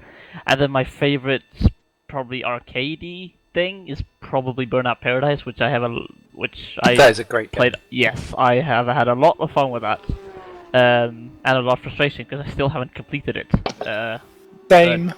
I have two stunt events left. It was years ago I last played it, but I remember I had a lot of fun with it. Great. No, big shout out there. Favorite film? Well, let's see. I don't watch that many movies, to be honest. I rather watch motorsports. Rolling the Pits. Yeah, about a year ago I went and saw The Heat, and that was a lot of fun. That was really funny, and then let's see, what's it called? The Dictator, stuff like that is kind of what I like. My cheeks hurt after I saw that, pretty much. So yeah, one of those two. Stuff. Cool. If you was to make a new flavour of crisp, what would it be? Well, good question. Meatballs? I don't know. That'll do. I have to be somewhat patriotic, I guess. I don't know. I heard you say that question before, and I was trying to think, what would I say? And I haven't been able to think of something for 4 hours, so I'm not going to say anything more intelligent than meatballs at the moment, so I'll stick to that. Well, I think meatballs would still be a pretty damn good yes. one anyway, so that is all good. Your superhero name? I haven't been able to think of a good one for that for 4 hours either, so... Epic Eric. Yeah, I guess. That could be seen as a typo, though. Just misplace the R with a P. But yeah, I'll take that. Yeah, sure, sounds good. Cool. And do you think motor racing should be an Olympic sport? Yes. As Without the a doubt. Deltec team has gone off and got stuck. Oh, careful with Vernonson. There we go, he's got back going again, but he's a beak! Jiminy crickets. Marius Van Week. Oh, I thought Easterbeek. I got scared there for a second. No, he was about to take off Easterbeek, but Easterbeek saw it coming. But Marius Van Wink there, reversing down the middle of a straight to get back onto the track again.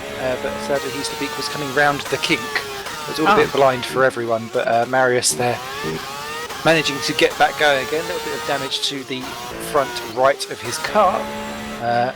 But at least all 4 wheels are intact on that Deltec, unlike earlier. And they've got a sniff of 12th position if the Drake 2 guys don't get their act together quite soon and get someone in the car. So yes, why do you think it should be an Olympic sport? Because why not? I mean, let's be honest. You know, if you see motor racing, I mean, I think a large percentage of people are gonna go, wow. There's gonna be a few, oh, this is motor driving, that kind of reaction. I didn't get any words there, but oh, I just use my car to drive to the shops or whatever. But I think it's definitely something that could be exciting. And who was that suggested that it was just you could just have 2 drivers from each country? Wasn't that? I don't know who that was. That might have been Toby. No, I it think. wasn't Toby.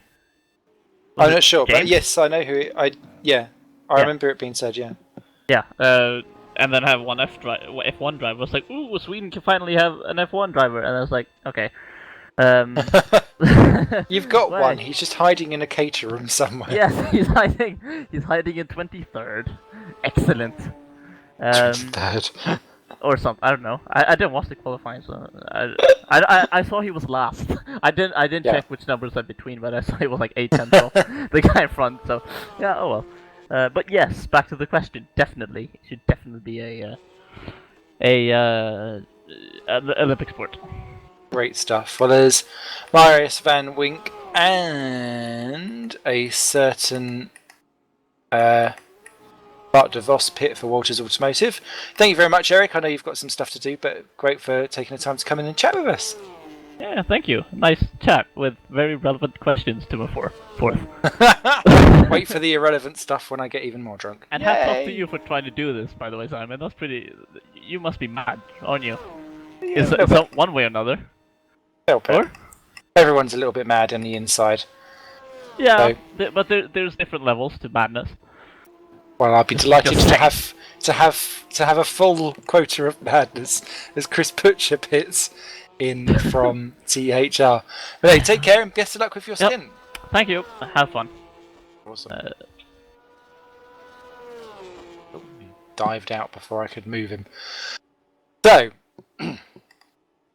we will have our next driver in for a quick chatteroo in a second. However, I just noticed the time, which means Mr. Dave Carr-Smith, who is sitting very quietly as cameraman extraordinaire, it is time for us to deal with, as Toby Davis takes over the THR car and gets out just ahead of Nick Rodent. Take away. Bingo! Whoop, whoop, whoop, whoop, whoop, whoop, whoop, whoop, whoop, whoop, whoop, whoop, whoop, whoop, whoop, whoop, whoop, whoop, whoop, whoop. I'm not sitting next to the piano, so therefore I could do the the proper piano sounds. So he's not said anything on air the entire time. However, I feel that the first words that need to come out of Dave Carr-Smith's mouth on air, on broadcast as Teemu Toika pits for FA Racing are a selection of numbers. I get to do all of them. Because, Dave, sadly, you are stuck with this for all 24 hours along with me, I believe, aren't you? Unfortunately. Well, we may get Cam back in it before the end, but I'm stuck here for the majority. Hopefully no food poisoning this time. No. Well, we'll soon find out, and this time, if it is, I blame you. So, Wonderful.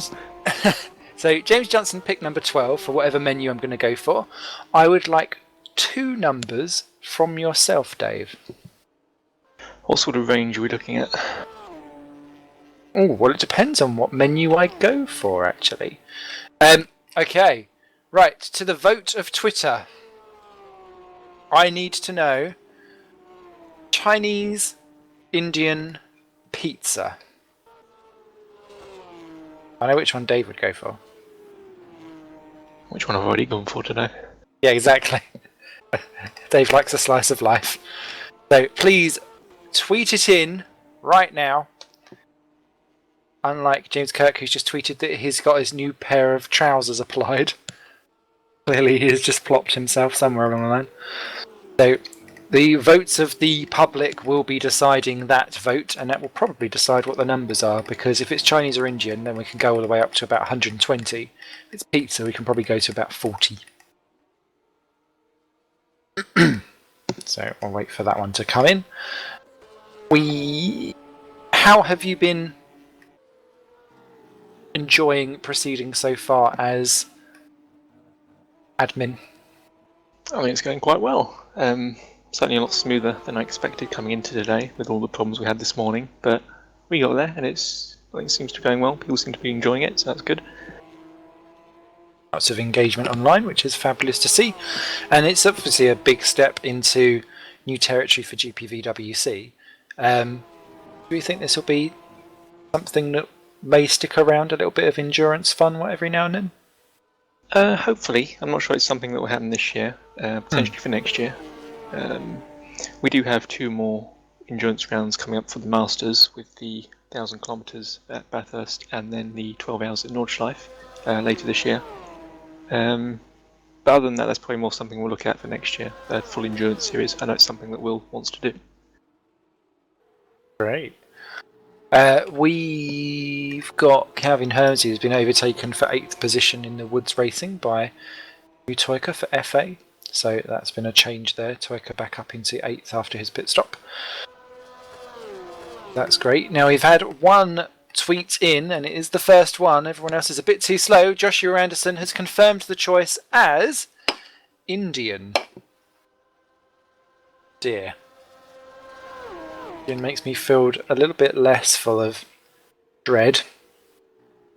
Now, who didn't poison me before? It was Quality Indian. Right. Is there a takeaway bingo blacklist? There is a takeaway bingo blacklist for the place that poisoned me last time, as Dan Rusu joins now for Drag Racing 2. So that's great to see we're back up to full quota of cars. Ooh. But I'm also swayed by whatever has got a percentage deal discount on Just Eat. So if that says save lots of dosh, I think I will go for that.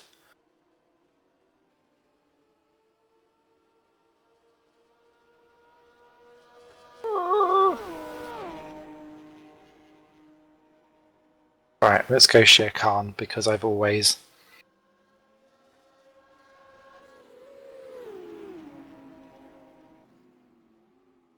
Since when does anyone order a meal online and go and collect it? Weirdos. Okay. So, oh god, not number 12. Right. Your numbers, please, Mr. Garsmith. Let's go with 24 and 63. Oh my god. Right, 24, for some reason this menu doesn't have, Always helpful. but 63 is something called a mushroom tezpata. I apologise in advance.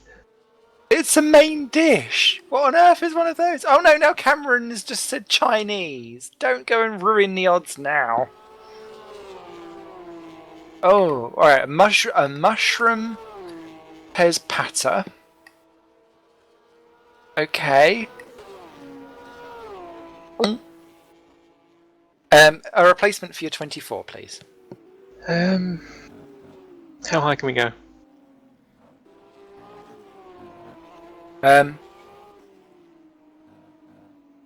About. It's got weird hit and misses, so I can go up to 172 and then it starts again at 210. Don't ask why. Let's go 154. Missing. Really? It stops at 149 and then goes to 160. Alright, go with 149 then. Oh no, oh, can we really not go with 149 actually? Vegetable bolty. I don't want to order a vegetable bolty out of principle. This isn't how takeaway bingo works, Simon. It seems like such a waste of money. I could make my own vegetable bolty. Okay. Right. So we'll add that one on. Oh yeah, as I did now. Right. James Johnson chose number 12. Which is apparently a kebab roll. That doesn't sound very Indian, but there we go. And it says if I spend £7 more, I get to save 25%. So, let's dive into getting our next man up in the list, which is Alexander van der Wild. Hey Alex, how you doing? Hello. Oh, As you are the next man in the chat room to come and have a chat, and you've had Yay. to wait so damn well long to do so. Sorry for that. oh. You get to pick a number for takeaway bingo. Aha. Let's take 14. Another starter. Aloo Chicken Chat. Never heard of that, but Aloo is potato, and chat is Ah, okay. normally like chickpea stuff. oh, Okay. that's nice. I'd like that. Well, I'm glad you would. I'm going to have to. Nice. Right, so I still need to spend another £4.20. Ooh. So, let's drag in. To drop on the tyres. Hello? Hello! Brewster? Hello, I sorry, can't imagine what number Cam's going to pick. As the next number for takeaway bingo. Sorry, I caught you in mid-sentence. You there. caught me halfway through talking to my WSS boss. Oh, well. You're fired now. Never mind. Wait, what? This is news to me. Don't let me cry, Simon. Oh, you're not crying. It's a big world. You're going to have to grabs right now. However, duty calls. I need another number so that I can get 25% off of my discounted meal that I wouldn't have spent nearly as much money off if I just ordered normally myself. Need another number, do you? Yes, please. Dave says he knows what number you'd pick already. Oh, do you really, Dave? I'm going to go with 39. What a surprise. This is where it's like some vegetable dish with no meat in it whatsoever. Sadly, the menu stops at 37 and starts again at 49. We'll use 37 then, because that's the number I'm What using on kind the of menu is that? GP14. Tandoori king prawn shashlik. That sounds fun. That sounds That sounds quite nice, nice. actually. Need to get a new Chinese or wherever you're ordering from, because how can you jump from 37? I don't know. I don't know either. Enjoy it though. With all of the issues. Okay, so I am going to order that now. Now, Cam, as you've been Mr. Mini co-commentator, you can sit and enjoy me for a second. Are you going to be about for a little while? Well, the schedule that I'd planned for the TSA drivers has seemingly gone out the window. They're doing however long they want, so I think I'm driving at the earliest 5:20. Okay, well, Mike Schroten's just completely gone on at one of the chicanes again. Exactly how he done with Nick Rowland earlier on. Dan Rusu, welcome to the game for Drag Racing 2, so it's great to see that team back going again. No worries, you can... I was just thinking, whilst I'm eating, as delightful as it will be to listen to me eat whilst I talk to people, it'd be handy to have a second person about. So if you're about in about 40 minutes, that would be amazing. I will be about in 40 minutes. Grandiose. Okay, so Alex, Yeah, how's it going out there? You've been doing rather well, actually, I thought. yeah. I've put some effort into it and do better than I'd ever hoped to do at this point. Because this is really only my 13th race on R Factor. Been doing pretty well. Happy with myself. Big pat on the back, I think. So Yeah. you done the opening stint for your team, and you done very well in the qualification. Yeah. Any particular things that you've picked up from what it is like now compared to what it was like when the track was a little bit darker? Because you've been in and out a couple of times. I've been, well, when the track was brighter. The track was faster really. Because of my last stint that I did, I think an hour ago now. I was around 3 seconds off my own pace from early afternoon. So it's, I don't really feel a big difference, but it's just slower somehow.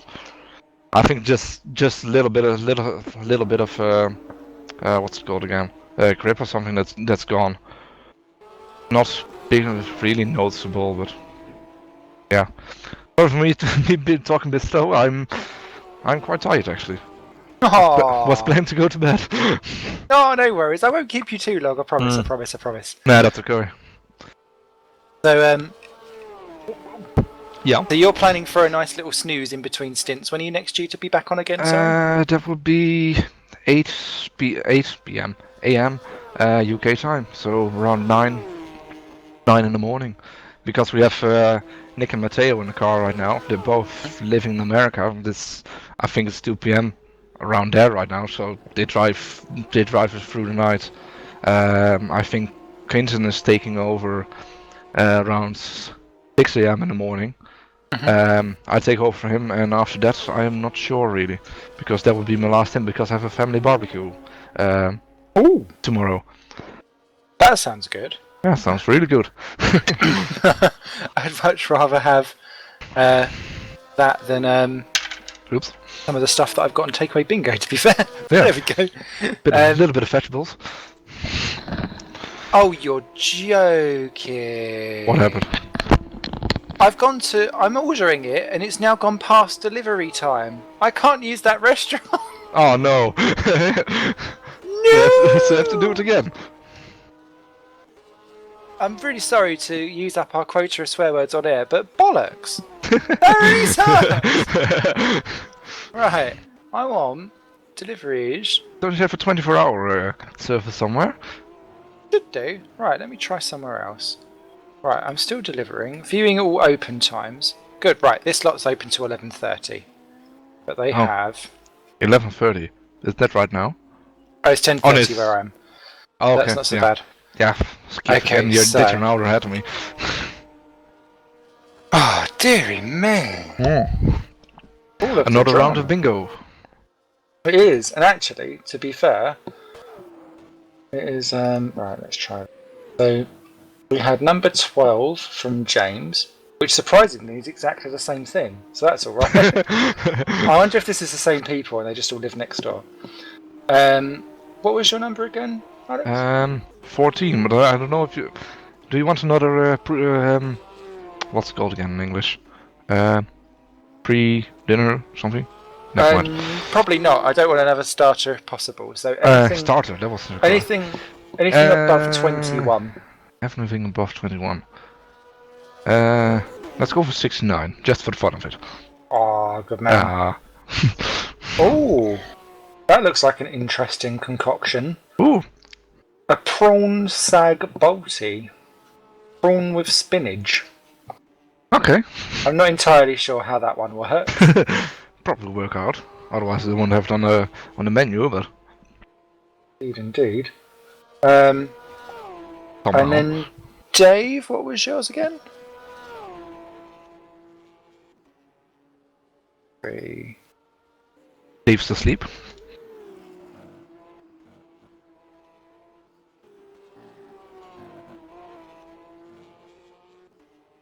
That's not too bad, actually. That is a... Why have I lost it? It's a biryani. I can deal with that. Sounds like beer, so. It's like a rice-based curry type thing. So that's Okay. not so bad. Oh, that's nice. And what else was there? 39, wasn't it, from Cam? Which is korma. Oh, the boring ones. Kurkuma? Yeah, korma. That's like the pussy version. Yeah. Then you want a spicy version? Oh, he knows. There's Chris Williamson's back in the Woods Cup racing car. Oh. So that's all good to see. No other changes going on. Everyone else still in the same position. Sorry, this has completely taken over the last 10 minutes of the broadcast. But I do feel like it's most important. Bart de Vos is only a second behind Matteo in the Cosmos, though, for 9th and 10th positions. Well, we're up to 9th again, so that's good. Yeah, so, sorry, aren't you Walters or are you Cosmo? Hi, Cosmo. Ah, so you're up to 9th. Yeah. Woo. For now. So, what's your Bart de Vos plans then? Do you want to keep in the top 10? We hope to finish in the top 10, but our plan was to finish because we've been talking about it. I am somewhere near on pace, but the rest of the guys Yeah, they tested not as much as me, because I was a bit, what's it called again? Overzealous with testing. I done 232 laps on it. So, in comparison, yeah. But our main plan was just to finish the car, or yeah, finish the race on the car, and just keep me out of trouble. Because I've done 24 hour races before, and that's basically how you can win. Just keep me out of trouble. Yeah, no, agreed. What was I going to say? Is Bart de Vos now past Matteo Giuliani? So unfortunately, you're now down to 10th position. Nope. But that is still well clear of other drivers and so on, as Fran Lopez gets into the Smile Power racing car and exiting the pits, and he smacks the pit lane wall, so he's got to be careful of that one. Oops. Yeah, don't want to do that. So,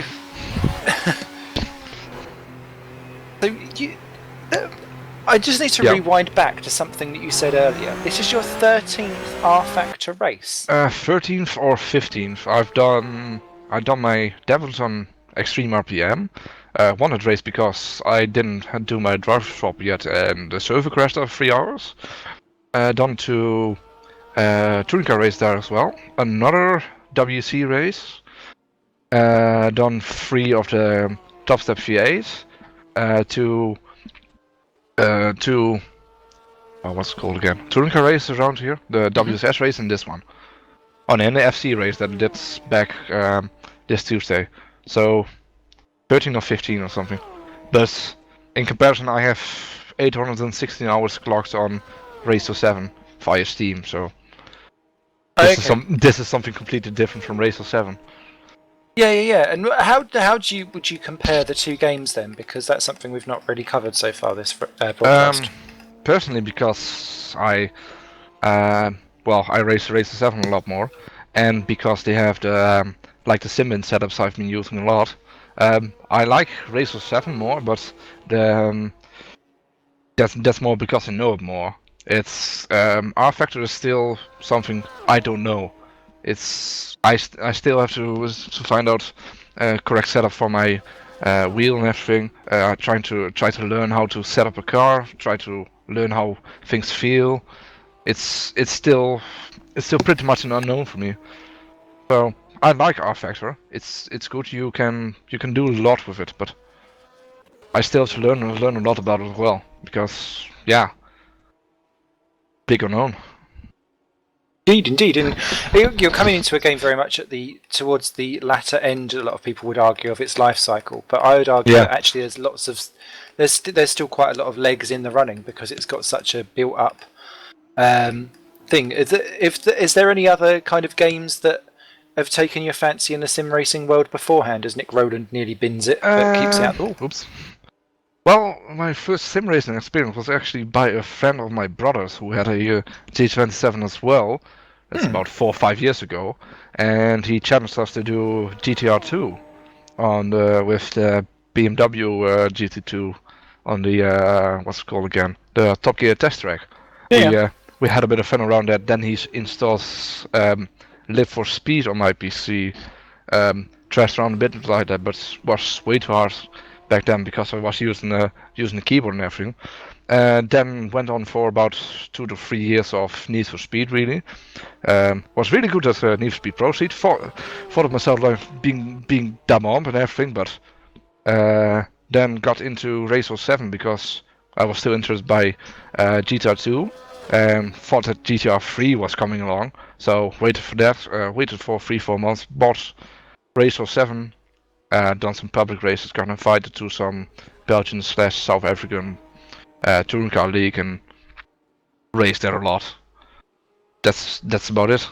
Raced there for a year and a half. Then got into touch with Shane Burke, who we raced with in the WC thing for Simtech. Got me into the R-Factor, and as you know, basically done those 13 races. Great stuff. There's a problem with Fran Lopez, who is our current leader at the moment.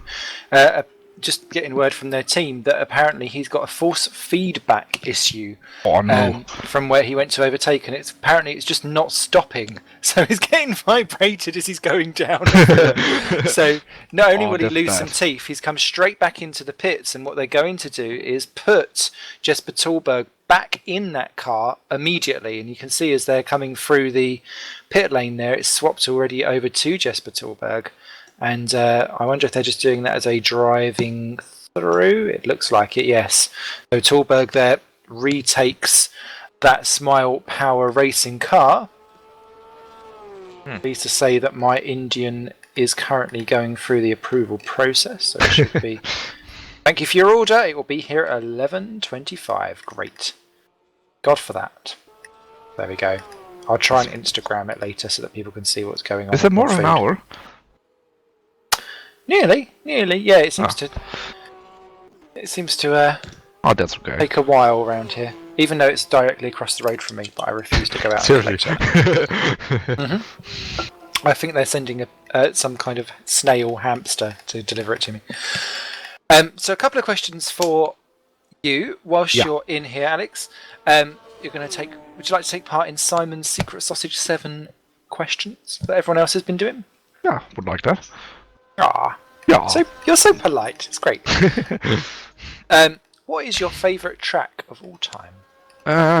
Of all time, that'd be either the Swedish Falkenberg track that's on Racer 7. It's like tracks like you can do 42-second laps on it, but huge fun, really.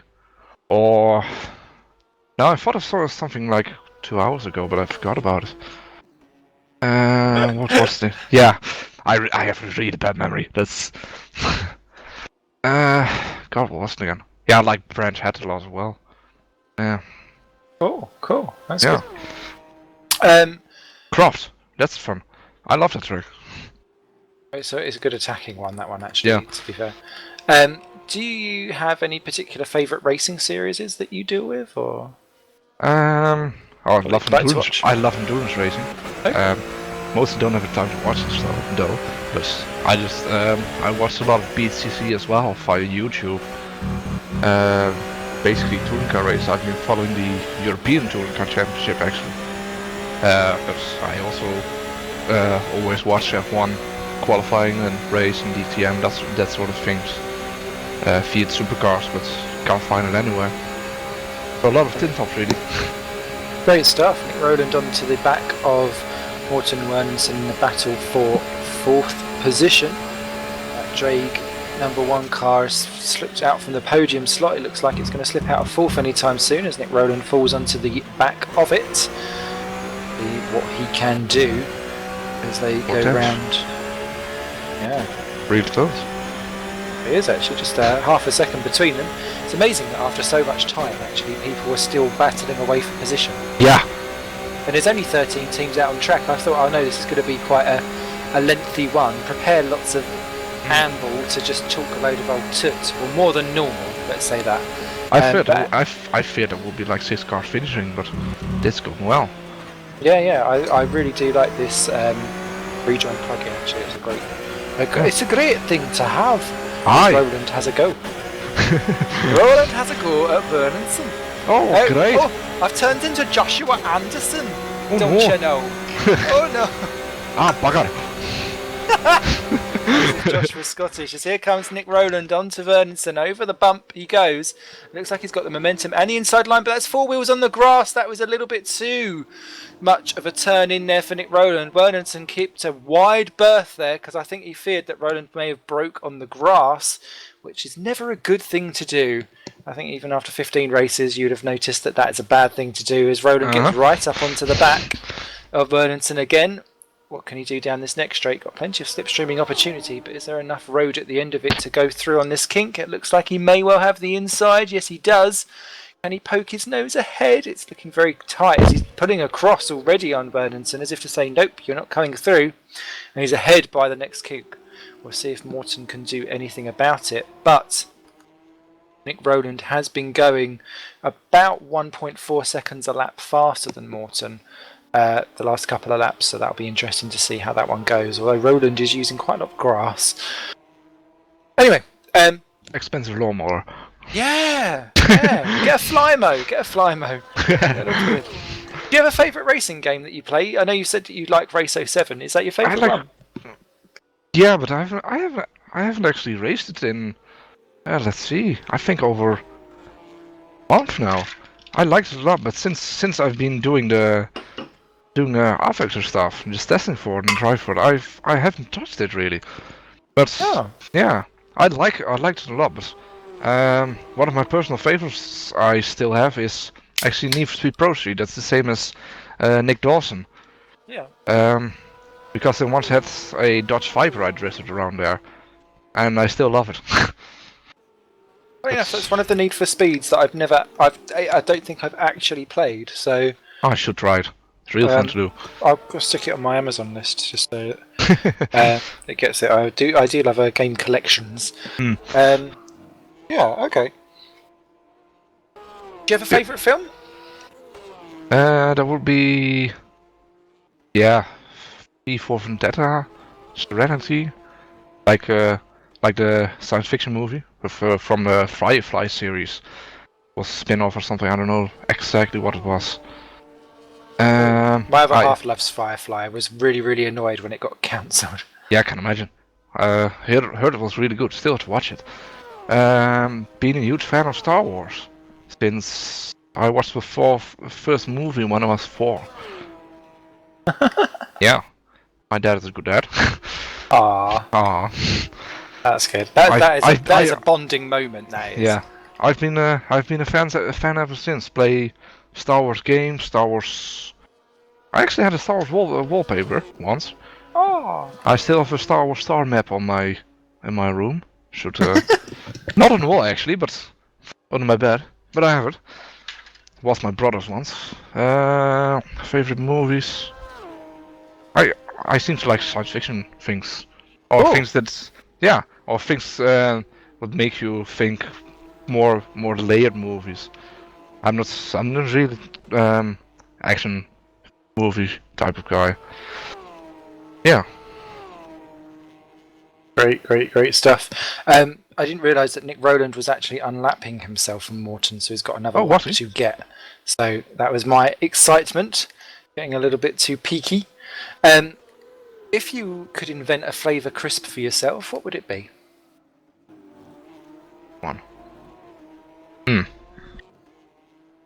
Thinking noises. I'll do that. Yeah, there's a lot of chips I like. It's actually like, no, they're both deep fried. Never mind. Yeah, bacon you already have around here. That's a good one. We can do a special bacon flavour. Special bacon flavour, garlic sauce, something. I don't know. Ooh, I love that one. Yeah. That would do. If you was a superhero, what would you call yourself? Captain Obvious. There was no hesitation in that. No, we've been talking about that in the pre-forum, so. Excellent stuff. But I've been called that a lot, so Captain Obvious. Oh, bless. Never mind. I suppose it was an obvious answer. I don't know, just. Do you think that motor racing should be an Olympic sport?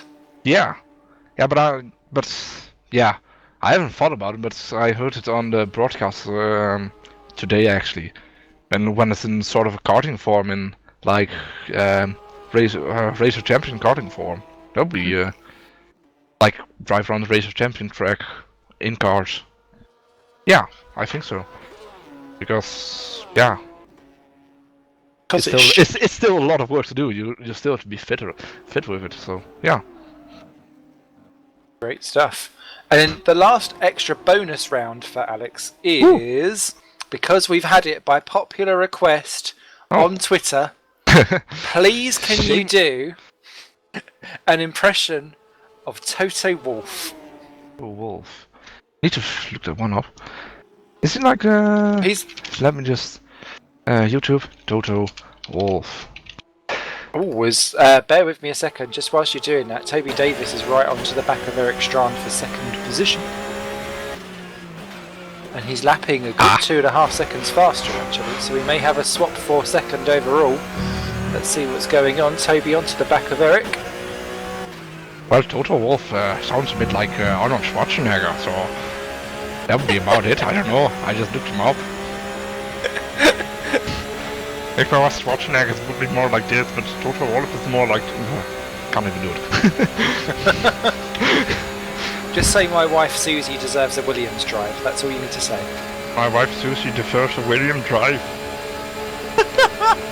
You sound like Toto Wolff being Yoda, as here comes Davis then. William drive my wife needs. And Toby takes second position with possibly the most weirdest piece of commentary going on in the background ever. But who cares? Toby Davis up to second for THR. He won't mind. It's fine. Eric Strade goes down into third for Enterprise. And it's been this trio that have been battling away up the front. But with THR having their issues earlier on, they had to try and claw that back. Now up into second. They're 1 minute and 3 seconds behind Jesper Tolberg at the moment. And that will do that, so that is all good.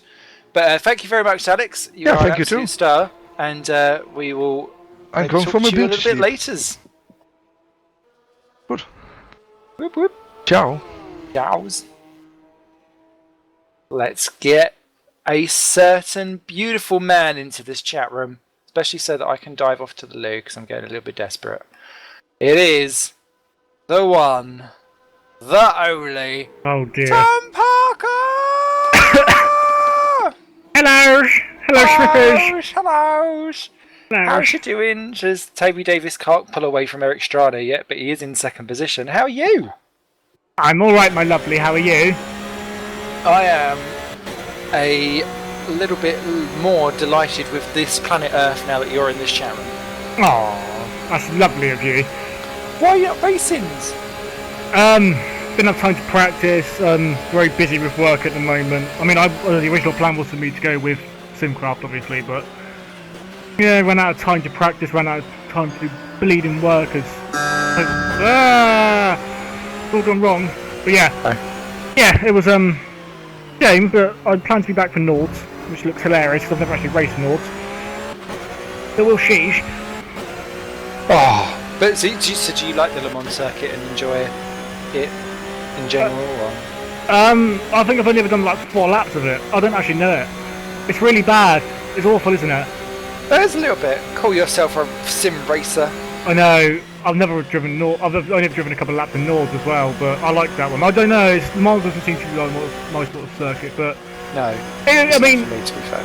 it's a shame I'm not there, but I do plan to be back. I mean, Simcraft I've had the boo-boo earlier on, but we're doing well, I think, at the moment. By the looks of it, we're fighting back, which is nice. There's indeed. Nick Rowland is up into 5th position. And yeah, it's all good for the old Parker Show, Parker Show, Parker Show. It's a little bit Chinesey. Oh God! Brilliant. As Eric Strade completely cuts the first of the 2 chicanes there to try and get back at Toby Davis. I think Eric is desperate that he can try and keep within that slipstream around this endurance racing circuit. And of course, there's so many straights at the moment. How important is it that you keep within a slipstream as a racing driver? Does that kind of just make you feel like you can claw back any disadvantage? Yeah, I mean, especially around the massive straights down here, if you can get into a slipstream, even if you don't overtake them, just like you get a little speed boost down the straights, which is obviously, especially down long straights like this, a couple of tenths, maybe even more. So, especially at Le Mans, staying at this slipstream is pretty important, in my opinion. And obviously, if you can make an overtake, that'd be nice. But in an endurance race, obviously, it's just keeping with the people. Don't make any silly moves. Like for now, they're going to the back straight. If you stay in the slipstream, like Eric, I think just about does have it. It'll gain time. You won't lose any time. You'll do as fast as Toby's going, etc. So it's nice, especially on a big track like this. Great stuff, great stuff, great stuff. So, Parker, you should have been here earlier so you could... Tommy, oh, Parker, yeah. Order me Chinese all day long. Oh, have you already eaten? No, we've already done takeaway bingo and I got ordered an Indian. Aww. And it is on its way, to be fair. So, that is all good. So, Oh, got it. what are you going to be able to pop in and see on the race's progress, or are you just kind of looking back thinking, I'm checking out the competition for noise? I'll just get Dave to text me what's been going on. That's what I've been doing so far. Like, Dave, what's going on? He's like, Personal mail service. yeah. I'll just get him to like fly That's what some. I'm good for. I See? wouldn't mind having Dave Carr-Smith as a personal mail servant. See, I already have that. So, and I did say, Damn you, I texted damn. him asking you to say something, and I said I'd be a slave for a month, and I don't know if he actually did it. No. He did not. You're a liar, Dave. Scumbag. Oh. See now. Let's do it in the morning. Yes, we will. A nice early morning. I like an early riser, so I'd like that joke to be done quite early. Thank you very much. Please very much. So, talking about your shenanigans and the rest of GPVWC, Mr. Hardboy, Yeah. what are you up to these days, and how is it all going? Because your I'm a fingers are in a lot of pies. Yes, doing less pies now. I'm not doing WSS anymore. I don't know if anyone knows what's going on. Dave, can I say, or am I not allowed? The WSS. Say what you want. Alright, I'm not driving WSS anymore because I've got enough time to. Oh, Toby gets very out of shape. But yeah, I'm not doing WSS anymore. ITC taking a bit of a step back, but I am still planning to do it. And it's mainly just Super Cup now. Concentrating on that, obviously, Simcraft racing. I was really unlucky last time out. I think race 2 definitely could have won if it wasn't for incident towards the end of the race. So it's basically just Simcraft trying to win a damn race this year. Great. For us. That's about it, really. Obviously, Masters.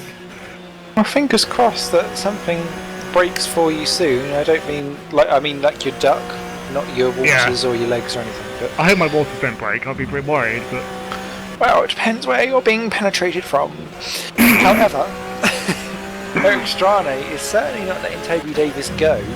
And considering how easily it was for Davis to actually catch up onto the back, it shows just the effect of what slipstreaming action can do at Le Mans. And here comes Eric. He's having another little look. He had half a stab here before last lap round, a little bit more in tune with the track and its boundaries this time round. And actually, if anything, Davis has been able to pull out a little bit of a gap, and that could well be the camel toe that breaks the back of his slipstreaming action. So we'll soon see how that one develops. yes, I mean, obviously Derek doesn't get that slipstream, and Toby pulls away. He's not going to have a fun time keeping up with him. So, yes, very important. So while we've got you, because I know you're spare for time, do you want to go quick fire round on Simon's Secret Squirrel 7 questions? What the hell is that? I don't know what this is. Oh, it's called Let's Violate Parker Slightly. Lots. Okay. Okay, how do we do this? Explain. I ask you lots of questions. Yes. And I have to answer them. Truthfully? What can I... Yeah, they're truthfully, but they're not like have you ever's. Oh, right, okay. We're saving that for after midnight, so you can come back. What's your favourite track? Spa. Oh, good choice. Do you have a favourite racing series that you like to follow? Formula 1. In fact, it's probably the only one I really do follow. What? Okay. Do you have a favourite racing game of all time? Oh,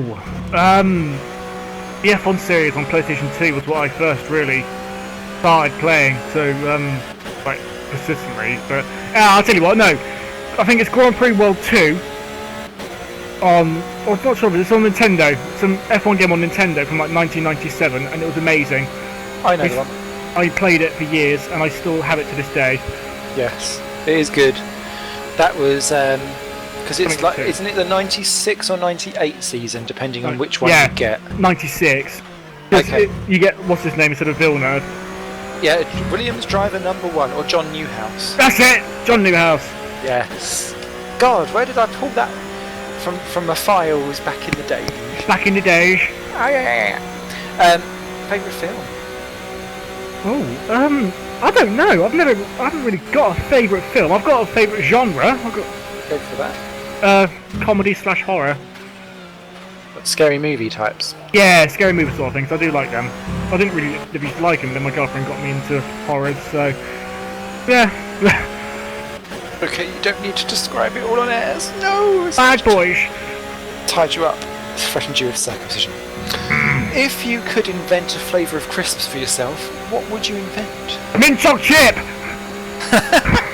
There wasn't even a hesitant, thought of doubt. It was there. I know, because it's an in-joke between people. I'm not sure if many people know. Mint choc chip. That's okay. I'm sure someone out there is giggling. Oh, Toby's off. Toby is off indeed. He's scooped it up quite nicely, but that will hurt him all the way down that straight, surely. Mind you, there's not much of one, to be fair. But then He chose the right place to have a wobble, didn't he? Good. But that's going to... Eric... No, it's alright, because that allows Eric... It gives you mental capacity to just go, all right, he's still under pressure, so that's interesting for Eric from his perspective. His pants. Sorry. That's beautiful. If you was a superhero, what would you call yourself? Oh. Neckman! Dave likes that. Yeah, that is quite true. Parker has the most amazing Adam's apple. Oh, brilliant! That'd be brilliant. Neckman would be amazing with me and my amazing Adam's apple. That would be your superpower as Toby goes off into the grass again. But, yeah, wow. Yeah. With the power of my Adam's apple, I pronounce you to hell. Da, da, da. And I'd start swallowing or something. It'd be amazing. Oh, yes. I'd imagine that your swallowing capacity would be immense. Fuck's sake. You walked right into that one with I did. your amazing neck and Adam's apple chomping at the gullet. Lastly, do you think that motor racing could be an Olympic sport or should be an Olympic sport? Yes, I do really think it should be an Olympic sport. Get a GP2. All you need is like a GP2 sort of car, equal cars. Just bolt on like a fixed setup. Be easy. It'd be brilliant. You could have little trials to see how many people from each country you could enter. It'd be like A1. No, what's it called? The World Cup. GP, Yeah, that one where it was all like the World Cup of racing. Just be a bit like that. All you need to do is do something like that, and there we go. Do it around a track such as, I don't know, if it was in England, do it around Silverstone or Austria, for example, this weekend. It'd be amazing. Yes, definitely. Something for me to aim for. Oh, Toby's pit lights, come on. Great stuff. Great stuff. So, those were the 7 questions of stuff. So you did survive. Well done, well done. Naughty. Spanky spank. So it is great to have you. I know you've got to shoot off, so I shall let you shoot. Oh, shoot right into your eye! Bad boy! We're past the watershed. Blinded again. Not blinded. This broadcast has been vaguely professional until now. Yes, Parker ruins everything. Yes, not until I ruin your back door. Anyway, you take care. I am going I'll to attempt to. remove you. I will. Dave, I want to hear your voice, Dave. Talk to me. Bye, Parker. Yay! It's like having a gremlin on speed. I love him to bits, but I wouldn't feed him after midnight unless it was from my own bodily juice. Anyway, so we're going to dive on for an on-board lap as TSA's Philip Morby pops into the pits to take over that car for another time. Thank you so much for the recent tweets that came in during that. We've got Eleanor Ruse saying 8 hours, I salute you. Thank you, Chris Kinsman, you legend. Simon Millerish, the cutting from the race I've seen so far has been horrendous. And James Shepherd, good morning, Saturn, GPVWC. Wake up to hear Neckman talking about crispy mint choc. I miss this. So it's good to have you with us, James, actually. And it's good to have everyone from around the world. So who are we going to sit on for an on-board lap with? Let's see. Let's go with Mr. Leader himself. And that will be our Amaze Balls Smile Power Car, currently driven by Jesper Tallberg, 1 minute 5, clear of the rest, taking you round for a lap during the night at Le Mans. Enjoy.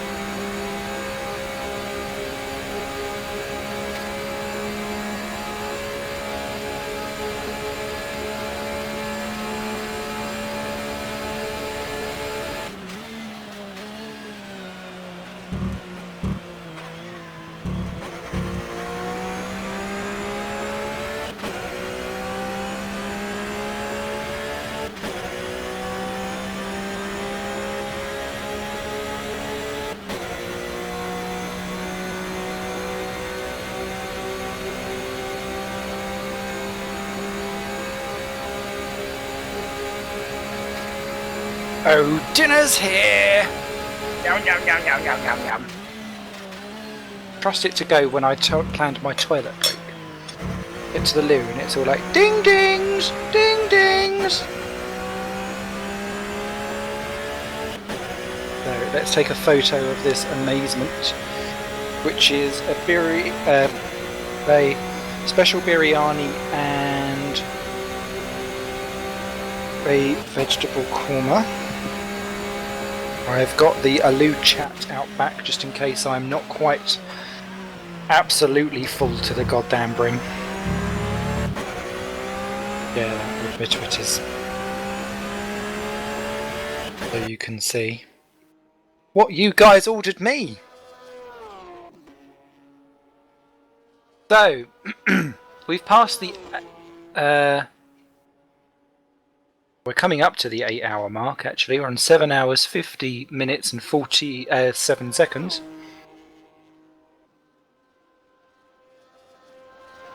Let's run through the running order as we go into the graveyard shift. Only once I've tweeted my food. Priorities. As ever, Simon Smith dragging you kicking and screaming through this 24-hour race.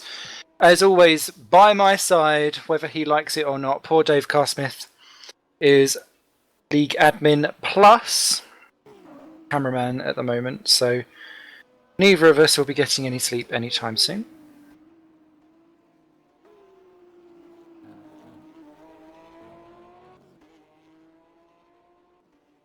We should be able to get GPVWC trending by the amount of tweets that I've seen that's come through so far. Let's give this a taste. Let's see.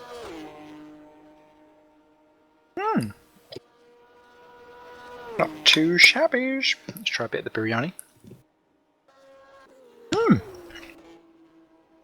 That will do. Matthew Williams on track for the TSA team. Welcome back to the race. Riku Star Pillar is back in for the Missouri Adonis as well. Quintin Plain has just joined in the Cosmo Autosport car. And he's back in the pits at the moment. I think that's all for the driver changes of the 13 teams that have started. 13 teams still remain, would you believe, at the 8-hour mark. Let's just take you through. Currently leading the way for Smile Power is Jesper Tallberg. He has got an amazing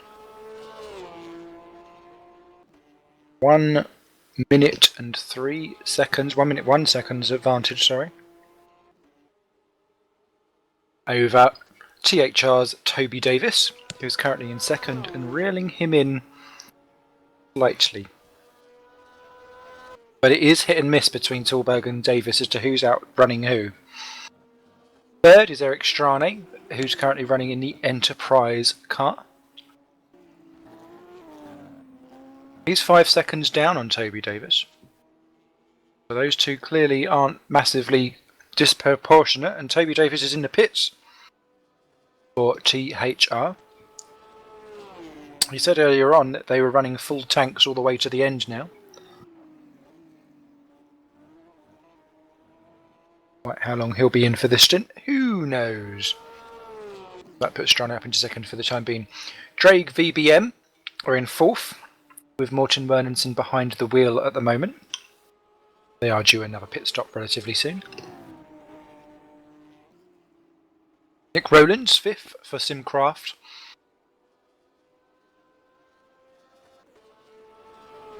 Doing a fine job to get themselves back up the order. They were our first disconnection. They fought their way back up from last to 5th place. Great stuff. 6th is FA's Racing's Team Utica, and that's been a real reversal of fortune because they were down at about 10th at one point. Having a real topsy-turvy.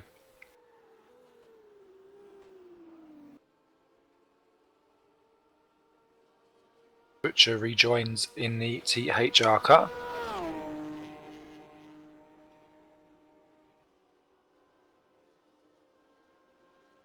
Oh, Dave Carr Smith, our cameraman, has just tweeted out It's going to be a long night with me. I'm so sorry, Dave.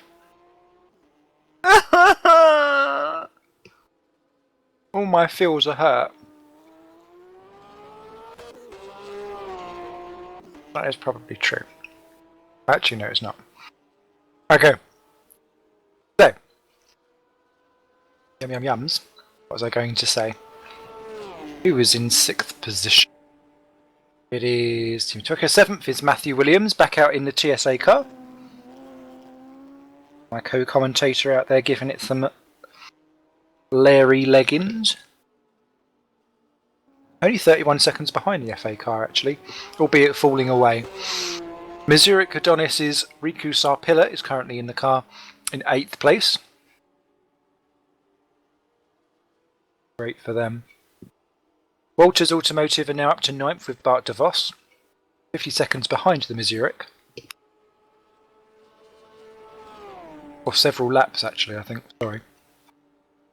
Then it's Chris Williams in the Woods car, 10th place, a further lap back. Then Cosmo's Quinton Plain is in 11th. Cosmo, the first team to hit 10 pit stops. Oops. Then 11th, then the Cosmo team. 12th is Drake 2 with Dan Rusu, who are closing in actually very, very quickly, so that's quite good.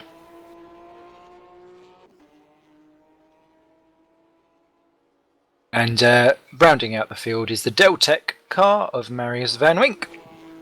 I've been quite timely joined by someone who can take over a little bit whilst I'm eating all of the foods. Can I? I'll have to boot up our factor and join the server for sure. Go. Oh no! You can just we can just talk about stuff. Oh, we can just talk. Okay. Gotcha. Because whilst Bernenson is only 4.1 seconds behind Butcher, that's because Butcher's just come out of the pits, so I don't think that's going to be a big battle anytime soon. But how's stuff going for Enterprise and Lynx and all the smellies? Well, we've had Sven also confirm that he can't drive, and so we have been manically A, looking for a driver, and then B, sorting out what's going to happen instead. And so Eric and Rude, really taking one for the team, are going to be what hours are they going to be getting up at? I'm not sure which order they're going in, but one of them's going to be doing a stint in their time from 4:22 a.m. For about an hour, and then the next one's going to be doing a stint from about 5:37 a.m. For an hour, which is obviously not how he wanted it. Unfortunately, we've just been really, really unlucky with both connection and real-life problems for a couple of our drivers, and so really stretching it, but they're good lads, and they desperately want a good result here, and hopefully they'll get their rewards by the end of it. Not tempted to get in there. Are you? Well, or me, sorry. Yeah. No. and I'll tell you why, Simon. A, the setup that they've created is suited more towards their requirements, aka a wheel, which I obviously don't drive with. Also, the only time I tested this car was in pre-season at Bahrain, so I don't even drive it regularly. I commentate on the championship, I don't drive in it. And I've not had any practice round this version of the Circuit de la Sarthe either. I know how it goes, but especially in a car track combination, which I've never tried. No, it would be more of a risk, and I certainly do better just organising everything on the pit wall rather than getting myself involved. Okay. Which is cool that you've got the announce to say, actually, no, that's not for me. So No. That's all good. And how have you found the actual race so far? Because there's still some tight-knit little mini groups kicking about, which is surprising 8 hours in. You know, I said I was impressed at the start. I think within the first hour of how good all the racing was and how clean it was, how fun it was. And we've got to give everyone credit. We still have 13 cars up and running.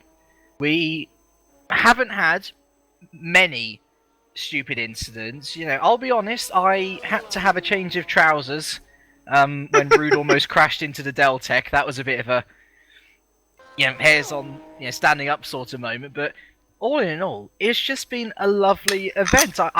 It's gone nice and clean. We haven't, as I say, we haven't had any silly driving. It's just been lovely and a really good first 24-hour event for GPVWC. And obviously, for us personally as a team, we are more than happy with where we are. We're nice and clear of Drake's first car. We were a bit lucky with Simcraft suffering their early issue with Harley.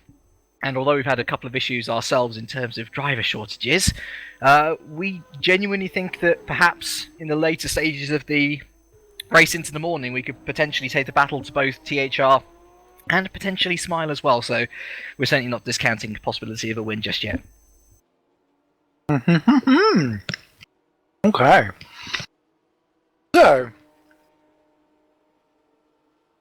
you, whilst I'm stuffing my gob, have the ability to change the course of the broadcast by volunteering up a topic for us to discuss for the next few minutes.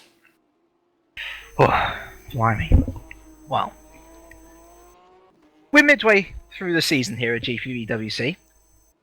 Why don't we talk about the plentiful other series that we have going here? What we think's been successful, what our favourite races of the season have been, and perhaps who we think have been the star drivers of this half season so far. That is a good shout. Good shout, like that. So, should we start at the top with the Super League and work down? Let's do it.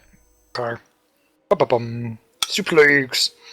Super League, much maligned for having not masses of different winners and so on and so forth, but actually I think if you look beyond that the racing has been really close and interesting behind, and even then you can see the tensions for the championship battle is really boiling over between the CSGs up the top. So for me, I'm actually finding it quite fascinating, similar to the real F1 where it's just as much about a game of pressure and balance.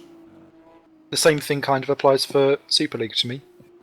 Yeah, it's strange. I mean, I understand why people might be slightly disappointed with 2014. I mean, 2013 was such a great Super League season. We had loads of people in the beginning, and the championship battle between Lucas and Rude at the end was absolutely brilliant. And I fear that 2014, rather ironically, has taken a real F1 taste in the mouth to it, where people all of a sudden have just streamed out ahead. I mean, no one can argue the fact that Midnight and the CSG have just dominated the season so far. They've found the R&D system to be to their liking. They've used it effectively. They have the money behind them, or rather, Midnight have the money, but CSG have used the money effectively to get to where they are. And obviously, that's created gaps between a lot of the cars this year, which has been a shame. But I've said to every person who has been a doubter this year, wait until later in the season, because all of a sudden we saw in Silverstone Harley Hamnet taking a win. Nobody saw it coming, but suddenly Hawkeye's just there in the battle, able to get wins. And I think once we get to the closer end of the season, we will see much closer battling, maybe more people in with a chance for a win. And so my message to anyone who is still slightly skeptical about the season, keep with it, because to be quite honest, I really enjoyed Austria and Silverstone. No, it's good, and I think I don't need to be enthralled by a lead battle to not be entertained by everything else going on behind it. I think that kind of sways my loving of. There could be a battle going on for 30 seconds. You only need 2 cars for a race, and that does me quite fine. How about the old Super Cup? Because that seems to be the one that a lot of people are cheering on, much like the GP2. It's been a fantastic season, really has. Apologies for turning down the voice. Go on. It has been a been under expectations. I mean, Super Cup has just flown off the new format of the sprint and feature race. Couldn't have been done any better. And we only have we have two people.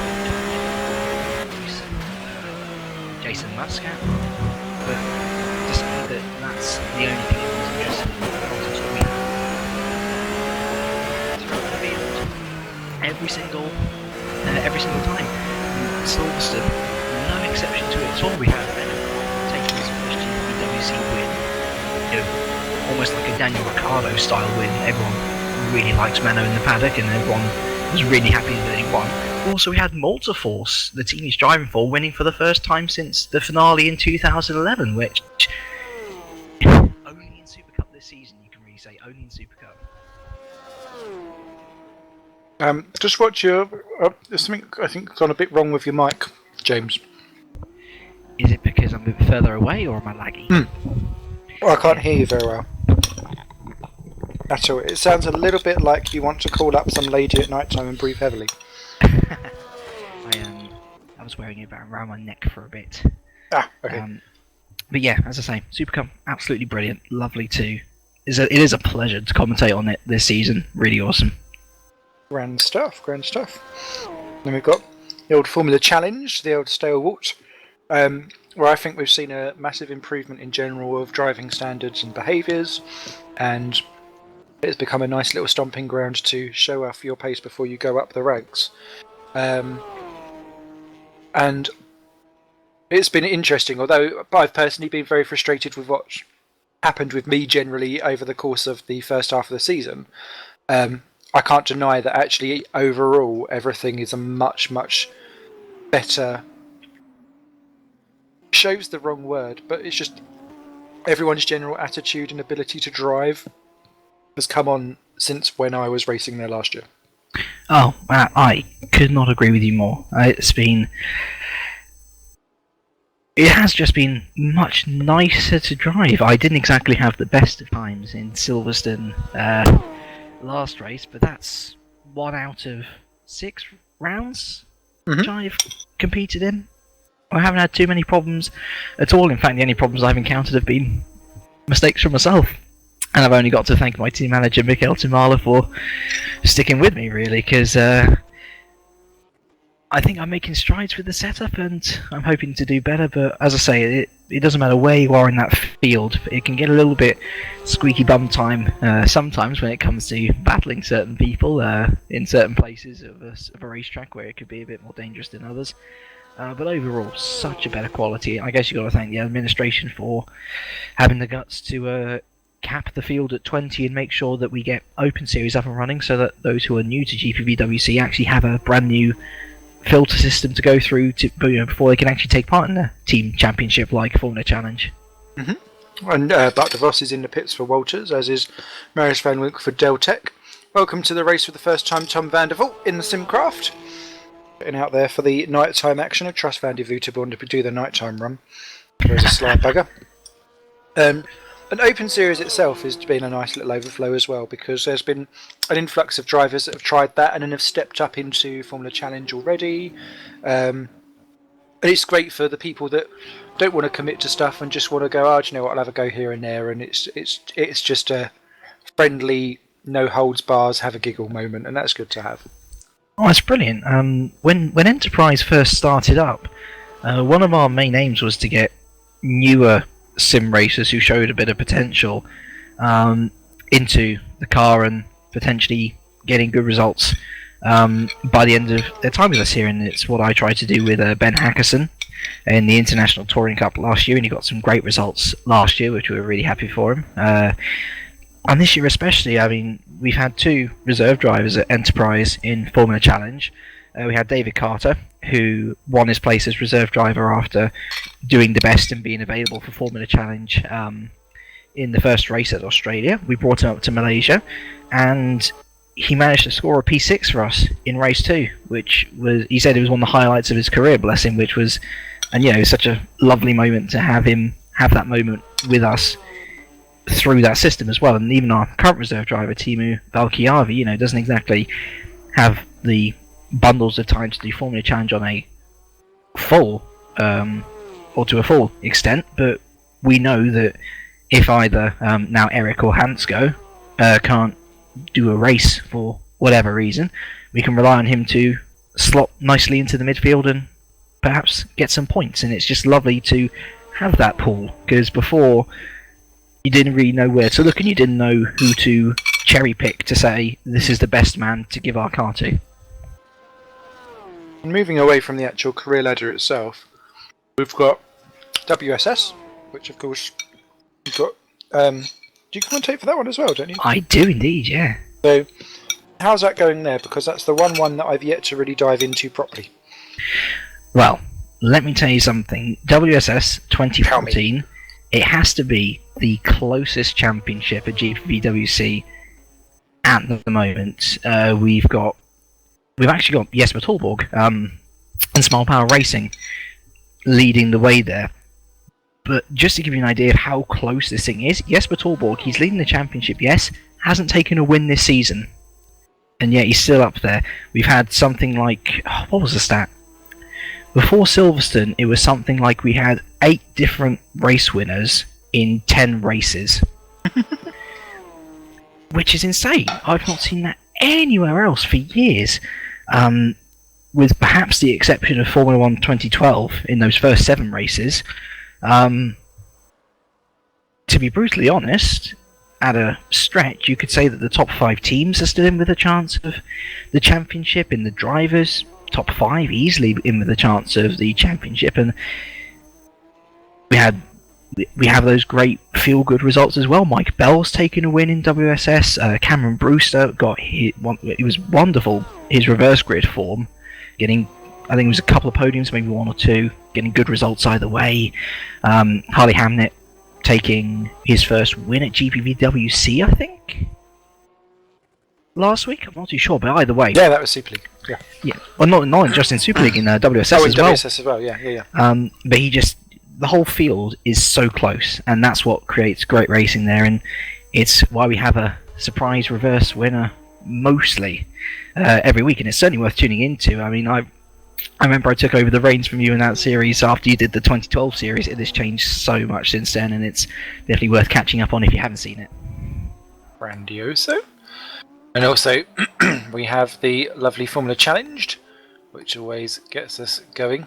And I do personally love that. I love my tin tops. And that is a spiritual home for all things to be aggressive and trouncy and bitchy and just smack it around the track and have a go. But that one to me is like the this is really bad, but it's the filthy sister that you know would actually be better. Yeah. That's how I describe ITC in a nutshell, which is touring cars, obviously, tin tops. So thoroughly enjoyed that. That's great fun, and yes, I'd thoroughly recommend that you check that out if you want to come in but you don't feel comfortable with the faster cars. Yeah, I must say, not had the best time in ITC this year. You really haven't. I joined Triple 20 with high expectations, and I know I have the pace to get some good results in, but I have been spun pretty much every round now, with the exception of Adelaide, where I screwed that one up. Get your words right. Where I screwed that one up for myself. And to be honest, myself and Triple 20 have actually now parted ways because just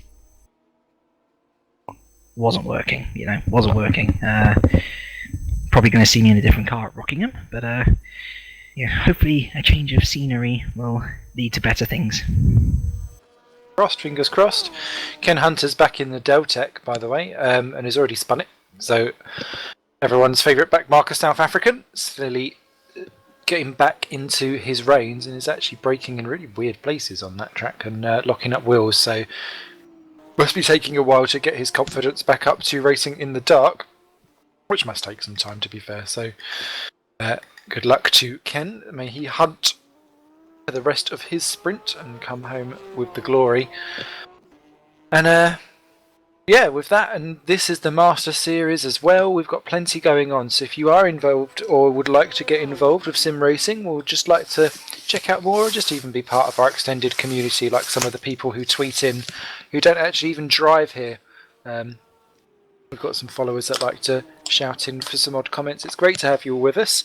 Use the hashtag GPVWC, or you can come to gpvwc.com and give us plenty of racing fun out on track, as Hunter's straight back into the pit, so clearly he's had an accident somewhere. Dan Russo is off the track and facing the wrong way in the Drake 2 as well, so clearly people finding their limit at the night time. And this is where the track's at its coolest. Does that mean that grip's at its worst? Yeah, I think so. Especially, we were certainly talking about lowering tyre pressures at night to try and combat it, but I think in the end we decided, well, we can get away with it because it sort of increases our tyre life, so it's all about whether you want to feel safer or potentially go for risks, which maybe isn't the best thing at night, No. especially with it being at dark, as dark as it is, but no, it's certainly a better option for you to lower tyre pressures, because then you've got more grip on the road as obviously the temperatures drop massively. Great stuff. As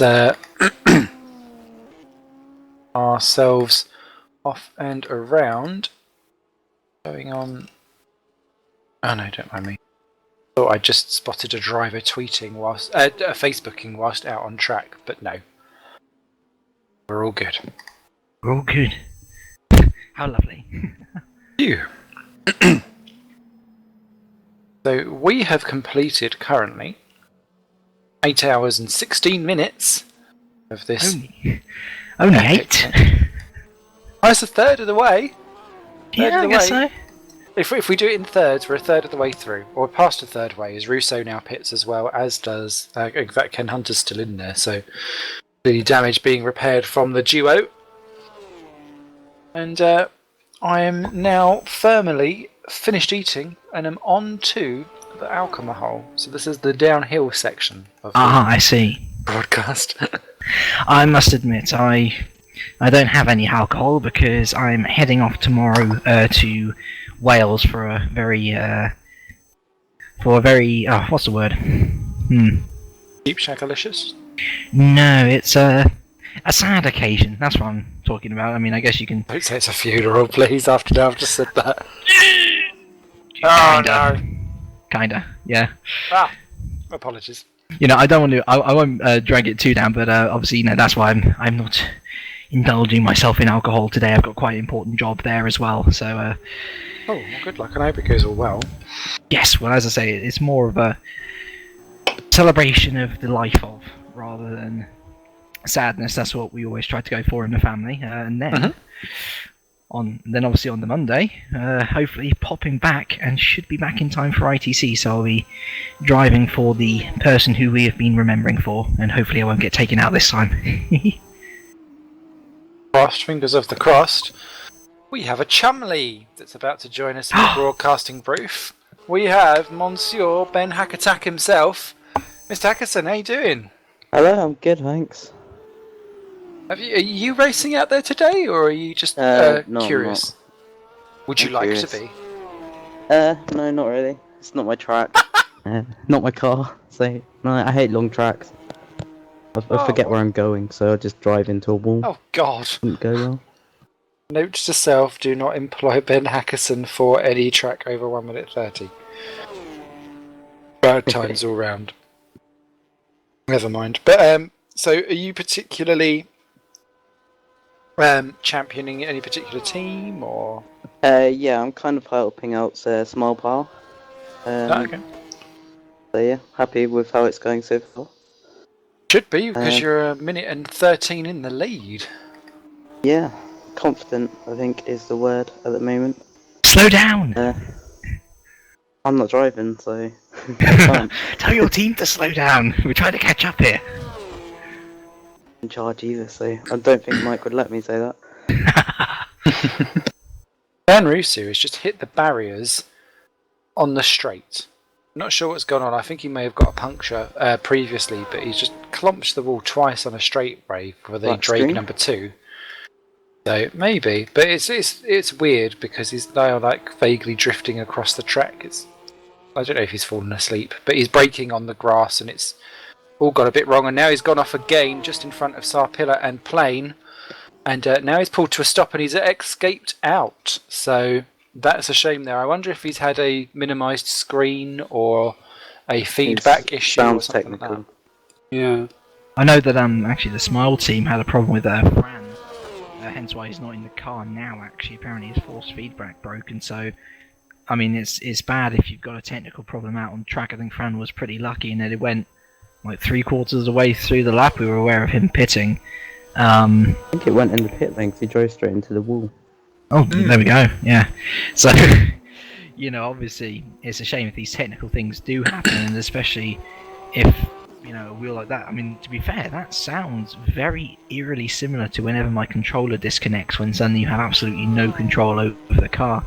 But clearly, Dan on a wheel suffering a bit more of a serious problem by the looks of it. Yeah, wheels could disconnect as well, so... Or steering wheel part of it, I don't know. I've had my pedals disconnect before, that's not fun. Go to press down, you're like, where. Not all the fun. Now, someone was tweeting me earlier on in the day, about an hour and a half ago, about there's been less bashing going on than Plato. And just because I favourited that tweet, I've now been followed by Plato, as in the philosopher, and Plato quotes, and Daily Plato quote. And they now appear to feel like I want to quote Plato, the actual philosopher, not anything else. So I'm very confused. We'll have a Twitter bot. Love Twitter bots, yeah. Is that Sarpilla off again? No, it's not. He's lag. So we're now into the nearly witching hour. Woo! All the dramas. I like to give a little shout out actually to Deltec, who are just about to pass 100 laps, and that would mean that everyone has passed 100 laps. That is true. Jesper Tallberg on 124, but they're still going, showing the true grit and determination of a sim racer. Which is great. It's a hard life, isn't it, being a sim racer? Hard life at the bloody back, I'll give you that. Under-regretted me and Ben Willis for having lamenting moments earlier on in this broadcast. Much lamenting. I was listening. As Quinton Plain does look quite slow actually, because Chris Williamson has just blasted past him, so I don't know if he's been off the track and is just recovering in that Cosmo or not. But the Miko Hasuni liveried car. In fact, I think we might get Miko on the broadcast later, that'd be good fun. Ben, whilst you're here, my good man, Yes. do you fancy taking part in Simon's Secret Sausage 7 Questions of Sexual Heaven? Yeah, why not? Hang on, Without just the give me 10 sexual heaven seconds bit. actually. Yeah, this is evolved from my Secret Squirrel 7. It is. It's gradually going downhill. As Chris Williamson, I think, has just nearly binned it trying to get into the pit lane in the Woods car, but Sarpilla is already in there. As is Rusu, still waiting out a penalty in there, so it's all continuing to be drama llamas. I'm going to put this vibrate on my phone very quickly because I might put it somewhere a bit filthy. Oh, it's Simon Millerish. We've started a drinking game. For every cut we drink, a swig. Oh well. For every what? For every cut. I think they're looking at the final chicanes, but I think because everyone's doing it. It's a bit like India last year. It doesn't really matter anymore. Enterprise GP's not cutting, therefore we have the moral high ground. Don't make me go and check. Oh, we are certain. Because my drivers have been complaining about it all night, how much the Smile and THRs have been cutting it. Yeah, I've heard a lot about it as well. But, oh well. Let's start It's a mainly flame war. qualifying. No hams. Go for it. Was I going for something? I thought you was about to say something. Oh no. Oh, well, that's disgraceful. Oh. Right. Wrong answer. No. Okay, so are you ready for the 7 degrees of sim racing sexual health clinic issue? Yeah. Of course. Okay. What is your favourite racetrack? I've got about 5. Bahrain, Nürburgring, the small version, not the big one. Rockingham, just from this week. Bukakoe and Snetterton. So none of those have been mentioned currently previously. So, I like to be different. And do you have? I mean, obviously, you quite seem to like shorter circuits, judging by your previous thing. But is there something in a circuit that kind of you particularly like, a characteristic, like point and squirt or long and flowing, or? I think it's more how the sectors are done, because I like to look at my sector times, and if the sector times don't overlap, then I know where I'm doing. It's mostly done on how quick I am on a circuit. Apart from Bahrain, I just really like watching races there, which nobody else does. But GP2 over the years has been really good at Bahrain. I've just always enjoyed watching races there. Cool. Brayton dives through on a lap on Chris Williams, who I think is going to struggle to get round that corner. No, he does. All good. What is your favourite racing series then that you like to watch? Virtual or real life? Either or both. I probably prefer watching sim racing more nowadays because there's more action involved. Super Cup this year has been really good. Formula Challenge last year was really good. I like watching that before I started racing. And then probably F1 or GP2 in real life. Nothing particularly different there. Excellent. And do you have a favourite racing game that you like to play? Back in the day, do you remember Jeff Ramon's Grand Prix 3 and 4? Yep. Yeah, those are brilliant. If I still had them, I'd still play them now, but they crash a lot. Oh, yeah, they do actually, because there's still a few places that will do the mods, so it's... I never modded it. I always used to prefer watching the races. I don't know why. I've always been a weird child. No. I used to do exactly the same, and one of the things that really, really pees me off about the current things is that you can't do a spectator mode anymore. Yep, you can't change the names as well. Change the names back on those. Yep. You have all your friends going around. Yep. Oh, I'm so glad someone else does this as well. Great things, great stuff. I used to, when I don't know, people might be too young. I remember when forums was really where the internet was at, and just an IRC chat room. And what is now gpupdate.net used to be it started off as f1chat.com, and we're talking like mid to late 90s this would be. And when I bought Grand Prix 3, I used to put everyone's forum names in on the cars, and we used to have forum racing, and I'd just post in text what happened on each lap. It would be such a weird abstract experience. But anyway, it's kind of like storytelling. Yeah. I did that to my brother, I guess. Sitting on the opposite side of the room, I was commentating to him. What's going on? Oh, cool. Favourite film? I don't really watch films, but it'd be a comedy. One I've watched recently is Despicable Me. I love that, it's brilliant. Right up my street. Awesome. As Jesper Tallberg is in the pits currently for Wild Power. If you could invent a flavour of crisp, what would you invent? Go for Ben and Jerry's. You know, like the core one. That. Oh, okay, the cores. Alright, well, if we go for the core, but then we can change it into more savoury. We can do like a bacon and egg. Like bacon on the outside and egg in the centre. That'd be quite interesting. That's quite clever. Like a meaty eclair. Yeah. Because don't they... I want to call it Billy sausage, but they sell that in the deli counters, don't they? Oh, this is where Lewis Redshaw should have come in. I'm sure he's the pork and stuffing ones. But yeah, because you Yeah, can get yeah. the pork and egg roll, can't you? And you get like slices of it, and it looks really Yeah. rank. But I'm sure it's nice, really. As Fran Lopez goes back out in that It's really smile. nice. Yeah. So yums.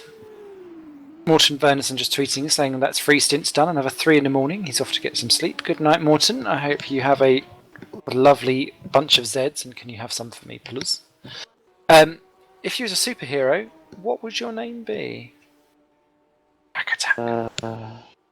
I used to be called Hacky Sack at school. You remember on Little Big Planet? I'll be one of those guys, just running around in the sack. Hacky Sack. I've still got a hacky sack somewhere. I tell you what, I That's do a have thing? that dates me as well. Yeah, hacky sack is a thing. Oh, I didn't know that. Should know that. They were like that's the best way to describe them. They were like balls, and you'd have to. The whole point of them was that they would have designs on, and you'd have to do tricks where you'd kick it up, but you'd kick it to your knee and into your head and to your shoulder, and then you'd like spin round and then catch it again and stuff like that. Was it like the bungee football kind of thing? Kind of, yeah. If it's probably most famous for being in the California games from the early 90s, late 80s. That's probably the best thing for it. But it was an American thing. But I've got some that are kicking about somewhere. Cool. And last but not least, should motor racing be an Olympic sport? Yeah, but I don't know how. It'd be quite cool if you had like McLaren, Hamilton driving, and then you can have like Ferrari with Ranieri driving or some other Italian. Because I can't think of one. Yeah. Or Truly? you could have like rallycross, be pretty good for Olympics. A1 GP as well. That was quite good. Back in the day. Yes. I miss A1 GP, that was good fun. And last bonus question for the Hack Attack. I only watched the first year. Aww. See, that's what always happened, and then that's why A1 GP went bankrupt. You're to blame, it's all your fault. Boo. But last bonus question. What style is your hair today? Because your fringe often has gotten into an amazing shapes.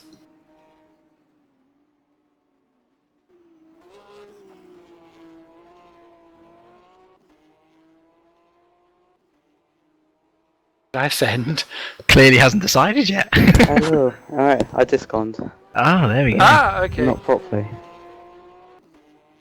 But yeah, I didn't hear the question. Ah, If okay. there was one. What style is your fringe in today? Because it seems to be in a variety of different positions. It's more of the curly. I can't bother to do anything with it today. It just goes how it wants, really. Having a wild moment. Oh, Yeah. Pleasure to have you with us, Ben. And Alright, I can come back on later if you want. Like, I should be up until like 6 tonight, so. cool. We may need Blimey. some. We'll need some help through the midnight hours, I think. Alright, I've got Cool, alcohol take it ready easy. as well, so. Awesome. Well, Alright, good luck for yourselves and smiles. Cheers. cheers, bye. Aww. Oh, Chris Williams is in the barriers. No, he's kept it out of the barriers in that Woods racing car at the first of the chicanes. Everyone seems to be doing quite a good job of avoiding the barriers. Is Eric Strands in for Lynx Enterprise? Is that a driver swap you've got plans there, Mr. Kirk? No, I believe we're having a driver swap in the next pit stop. Ah, okay. Thought I wouldn't even bother waiting. I was like, let's just ask. Let's just ask. Wow. So far, we're up to 85 tweets Blimey. that directly involve me anyway. And then we've got stuff on the hashtag as well. So we are absolutely rocking it on the old Twitters. Let's get GPVWC trending, he says. I'll tell you another. interesting info here from Ben, which I was alluded to earlier. No force feedback for Fran again, and so that might mean that he is forced to take essentially a drive-through for another hot swap, because that's what he did last time. Uh-ohs. That can't be good. And then how many times do you give that a go before you go, do you know what, actually, let's just not include you in a really horrible sounding way? Well, I mean, once is bad enough. You've already entered the game, you've lost your team time. 2 times, you just gotta think, if it's not, you can't keep on risking it. I mean, if this had happened to my team, as a shortly manned as we are, I mean, you're essentially losing yourself about 30 to 50 seconds by doing this. And looking at where Enterprise and THR are, they are roughly about 30 to 50 seconds behind Smile. So we could see a change for the lead very shortly. I think we may well do, and only 20 seconds behind the THR are the Enterprise team, so this could be a complete switch around for the whole podium entirely.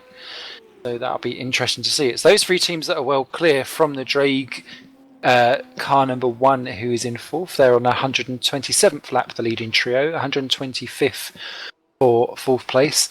Then we've got Tom van der Voort for Simcraft, who is on the same lap with them. A further lap back is Matthew Williams, currently driving a TSA in 6th. FA have got Ollie Pelkonen back in the car in 7th position. Let's see how he can cling on for that one, because Ollie Pelkonen was the one that kind of caused the issues first time round for having a terrible run of luck and crashing. Whereas 8th, Missouri Adonis has got Riku Sarpilla still in there, but he's on his 123rd lap. Then Andreas Walters is on his 119th lap, followed by Woods Racing's Chris Williamson on his 118th. For 11th is Cosmos Quintin Plain, he's on his 118th as well. Then there's a big gap back to Drake number 2, who's on their 112th lap with Dan Russo, and Ken Hunter's on his 103rd, certainly, with the Deltec team. Let's see what's going on with the whole passing through, and then we'll get on to some hot topic questions. What's going on? Did he go through that time?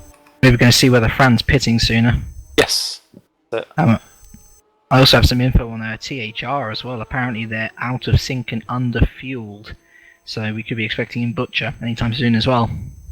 Uh-ohs.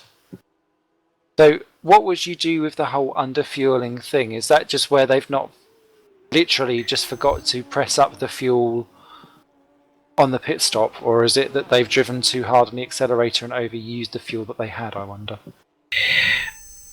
It may be part of strategy. As I say, we've got our own, and we're going to stick to it. We've made sure that we've got very rigid guidelines to make sure that we're not under or over-fueling, so that we can make it to the end nice and safely. But whereas THR might be coming in soon due to fuel, seems like Fran Lopez going round again, and he's going to persevere with his force feedback problems, which ultimately will cost Smile some time, but maybe not as much time as if they were to hot swap another driver in. Well, his last lap round was a 4-minute dead point 9.85. THR, as it crosses the line shortly, we shall find out what that's been up to. Have they crossed the line? Yes, he is. He's down into turn 1. Was a 3:57.729. So that's 3 seconds that he's gained. Tight to see exactly how that one works. Question shout out then from Tom Jacobs. Simon, what's your thoughts on the grid size for this GPVWC Le Mans? Too big, too small, or just right? Well, we've all had a good time so far, haven't we? We have indeed. I'll give you the answer back in a second. We're just going to have to do a quick reboot of the broadcast though, to make sure we don't break it all. So I'll give you mine and James's hanging answer in a sec.